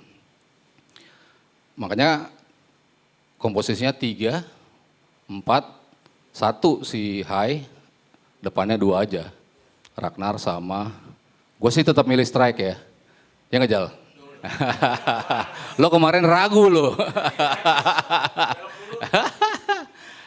Karena strike kemarin ngobrol juga sama Sandi, sama Rido. Dia bilang emang ini pemain contribute something yang nggak ada di pemain lain.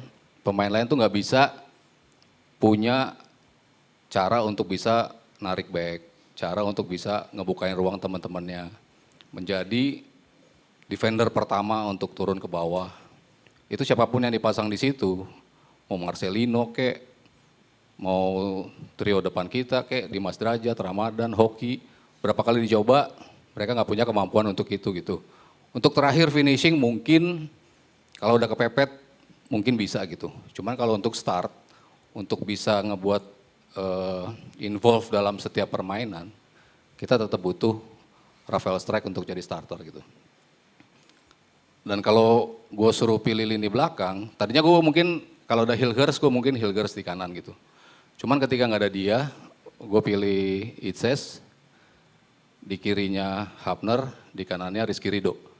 Karena kita bicara belakang, kita bicara chemistry. Yang pernah main berbarengan ya mereka bertiga. Dix mungkin bisa jadi addition yang bagus di situ gitu. Cuman balik lagi ketika Hilgers main di pertandingan pertama, agak nggak nyetel tuh di 45 menit pertama, agak susah gitu. Sementara kita butuh lini belakang yang solid. Makanya gue kenapa lebih milih Ridho, Hubner sama Jaitzes. Depannya, 2 pemain gelandang bertahannya justru gue taruh Kevin Dix di situ. Dia biasa main sebagai defensive midfielder. Dia punya kemampuan untuk progression bola ke depan juga, sama defense-nya juga bagus gitu. Nah pasangannya karena Jenner nggak ada, ya berarti tinggal Nathan yang bisa berpasangan sama dia. Kiri Verdong, kanan gue antara Sandy Walsh sama Eliano Reinders. Gue antara 2 pemain itu sih, karena gue penasaran juga Eliano punya kemampuan ofensif yang bagus, tapi sama sekali belum kita lihat gitu. Ketika dipasang, dia justru harus bantu pertahanan kan. Di pertandingan terakhir lawan Bahrain, justru dia di 3 paling belakang. Jadi agak sedikit susah untuk melihat dia kemampuan terbaiknya yang ke depannya gitu. Jadi bisa antara Sandi atau Reinders gitu. Karena kita butuh ofensif yang bisa supply untuk cetak gol gitu. Kalau defensif lagi, otomatis 2 pemain depan, Ragnar sama Strike kan cuma berdua nih. Sementara kiri udah ada Verdong, nah kanannya kan harus ada pemain juga yang bisa ngebantu untuk ngirim bola ke dalam kotak penalti gitu. Jadi kalau gue pribadi, gue ngelihatnya kita butuh 2 gelandang bertahan karena itu tadi bola di tengah akan banyak dikuasai Jepang. kemampuan mereka untuk handle bola begitu baik. Cuman bukan berarti kita harus bertahan total gitu. Tengah tapi tetap ngasih pressing. Ngasih pressing, Jepang ke press, otomatis dia maksain bola-bola atas. Bola-bola atas, back kita lebih tinggi dari pemain-pemain Jepang. Jadi ada added value dari lini belakang kita lah. Dengan postur-postur yang tinggi, otomatis bola-bola panjang atau bola-bola tinggi yang dipaksa Jepang, maksa mereka untuk melakukan sprint-sprint, itu akan bisa dipotong kalau bola-bola atas. Tapi kalau bola-bola bawah sih ngeri juga sih. Tinggi, susah juga. Jepang kita tahu lah speednya seperti apa gitu. Cuman gue optimis lawan Jepang kita bisa dapat something lah. At least 1 point. Gue nggak terlalu muluk-muluk karena kita tahu Jepang, sejelek-jeleknya Jepang, starting 11 yang mereka ganti semua tetap aja semuanya di atas kita gitu kan. Secara individu gitu. Cuman ya kadang-kadang kan mereka nggak selalu mendapat harinya. Kadang-kadang mereka bad day juga, mainnya kurang bagus juga. Ya harapannya sih gue Jepang nggak bisa menekupkan form terbaiknya ketika kita kasih pressure terus sepanjang pertandingan. Ya, jadi kalau sum up untuk 2 match day ini, kok gue optimis bisa dapat 4 poin ya. 1 dari Jepang, 1 dari Arab Saudi. Walaupun tadi Arab Saudi ngeri sih, beda banget permainannya ketika lawan Australia tadi 0-0, itu beda banget sama ketika ketemu kita. Balik lagi sama pelatih Harv Renard, itu mainnya cair banget. Bola-bolanya, umpan-umpan jauhnya, bukan lagi mereka nge-build up dari bawah seperti yang dimau sama Roberto Mancini. Di mana Arab malah bingung untuk bawa bola dari bawah gitu. Mereka jauh lebih direct, lebih bahaya. Cuman sering juga keserang sama Australia. Transitionnya itu kita bisa manfaatin.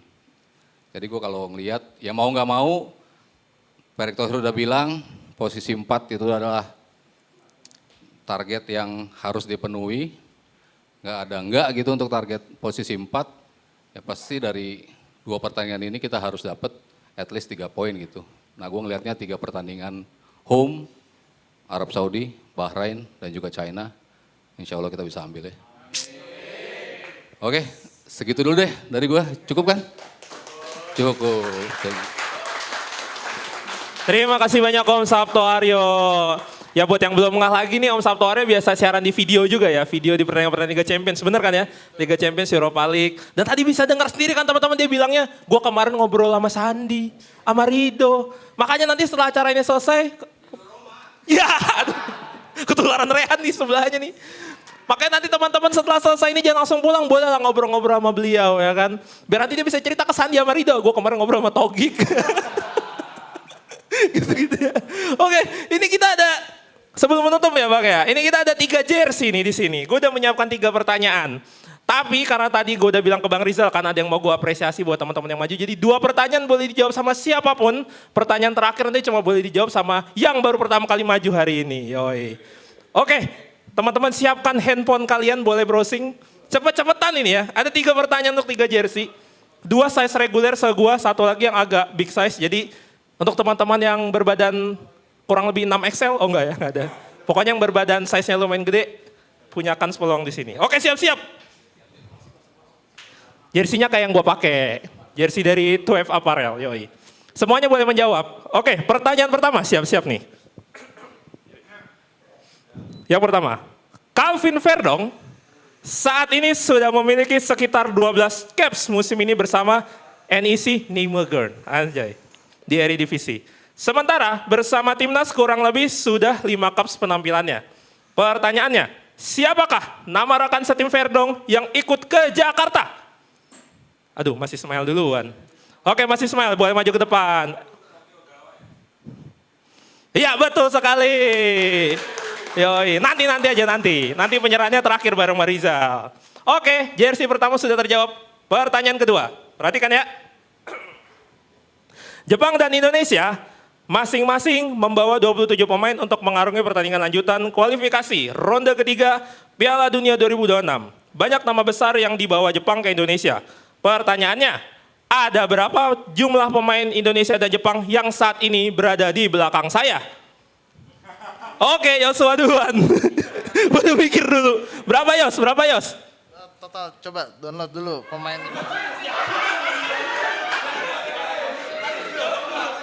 Berapa Yos? Berapa Yos? Total ada berapa ya?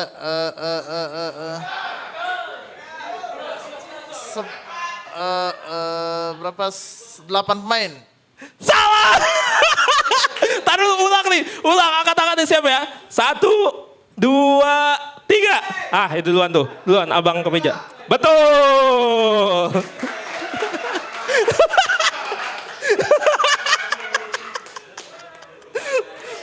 Pertanyaan ketiga. Oke, pertanyaan ketiga pertama cuma boleh dijawab sama yang baru maju hari ini. Tapi kalau nggak ada nanti semuanya boleh jawab. Pertanyaan pertama dulu ya.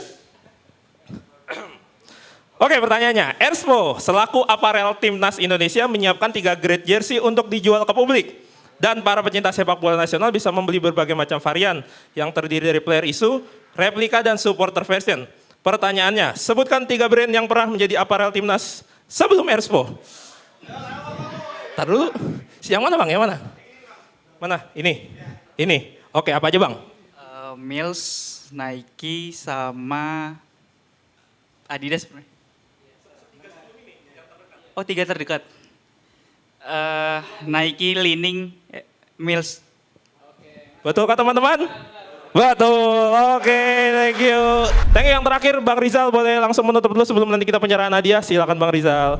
Oke, gila ini salah satu hari paling rame ya. Karena sebelum ini tuh gue inget salah satu yang paling rame itu pas kita program makan malam gratis ya waktu itu ya. Kita waktu itu gratis, makan gratis benar-benar rame banget. Dan hari ini gak ada embel-embel makan gratis, kalian tetap bisa seramai ini. Menunjukkan emang kalian antusias banget kalau soal bola Indonesia. Dan gue seneng banget kalian bisa datang ke situ. Dan abis ini akan ada penyerahan seremonial ya. Soal 3 jersey persembahan dari Gerardo, dari Twef. Makasih banget, semoga sering-sering ada begini supaya antusiasme juga makin meningkat. Dan gue tadi ada banyak banget ragam pandangan ya dari kalian ya. Ada yang optimis banget Indonesia bisa mencuri poin. Ada yang optimis Minamino hat-trick besok lawan Indonesia. Jadi benar-benar beragam banget pandangan untuk besok dan itu menurut gue benar-benar sekarang itu udah banyak yang realistis juga ya. Dan juga sekarang gue ngeliat di beberapa stasiun TV juga pengamat-pengamat tuh udah banyak yang ngelempar tantangan gitu. Ngelempar tantangan, berani gak Coach STI nurunin pemainnya ini. Gue gak mau nyebutin siapa dan gue gak mau nyebutin nurunin siapanya, tapi kalian bisa lihat lah di platform-platform tuh udah banyak banget. Berani gak nurunin pemainnya kayak gini-gini. Dan menurut gue sih itu layak banget untuk dinantikan ya. Karena gue belum lihat juga DSP yang bakal turun di pertandingan besok siapa aja. Karena dari 27 kan bakal dipangkas jadi 23 ya. Dan gue belum lihat sampai sekarang, tapi itu bakal tertarik banget untuk lihat siapa aja yang bakal diturunkan besok. Tapi ya itu, Jepang jelas menurut gue tim yang paling kuat di grup ini. Dan kita bisa ada di tahap ini sampai ngantongin 3 poin menurut gue juga udah over expectation sebenarnya. Dan kita harus lihat juga di grup kita ini adalah grup paling kejam ya. Bisa dikatakan grup paling kejam, grup paling neraka. Dibandingkan 2 grup lainnya yang paling banyak pemecatan pelatih itu di grup kita ini. Australia udah jadi korban, Arab Saudi juga jadi korban. Dan gue harap abis ini kan gue yakin pressure juga bakal meningkat di STY ya. Karena setelah pertandingan Jepang praktis 50% pertandingan di grup udah kita mainkan gitu. Sisanya udah ronde kedua lawan Arab Saudi, habis itu kita ada jeda kurang lebih 5 bulan sampai di Maret, panjang banget itu jedanya ya, dan gue harap kita bisa banyak evaluasi dari sana, dan ya semoga aja STI bisa keluar dari situasi ini, karena gue ngeliat sekarang perhatiannya kalau kalah udah bukan lagi nunjuk-nunjuk ke pemain doang ya, tapi udah nunjuk ke pelatih, dan itu menurut gue pressure bakal besar banget, tapi gue harap STI dengan bekal yang udah diberikan sama federasi ke dia, harusnya dia bisa memanfaatkan kondisi ini, dan jangan lagi bereksperimen, karena gue khawatir kalau sampai besok-besok eksperimen lagi, lawan Arab juga masih eksperimen. Gue khawatir kita sampai di titik dimana menang lawan Bahrain dan China pun gak cukup buat nganterin kita buat lolos gitu. Karena seperti gue bahas di DPI kemarin, time is running out, waktu udah makin berjalan, pertandingan juga makin tergerus, makin sedikit, dan gue rasa kita harus mulai datengin poin dari pertandingan manapun itu. Jadi gue harap di pertandingan 2 besok kita bisa tampil semaksimal mungkin, manfaatkan momen-momen di GBK. Walaupun gue terakhir sekarang lihat di trending topik, GBK lagi trending lagi nih. Kalian bisa ngeliat soal rumput lagi trending lagi. Tapi kalian bisa lihat sendiri aja di situ. Tuh, udah selesai dari gue. Sampai ketemu di Kamis depan. Gue harap kita bisa serame ini juga. Mungkin jersey-jersey juga bakal lebih banyak lagi yang datang ke sini. Jadi gue harap kita bisa ketemu lagi di Kamis yang akan datang. So, thank you semuanya. See you Kamis depan.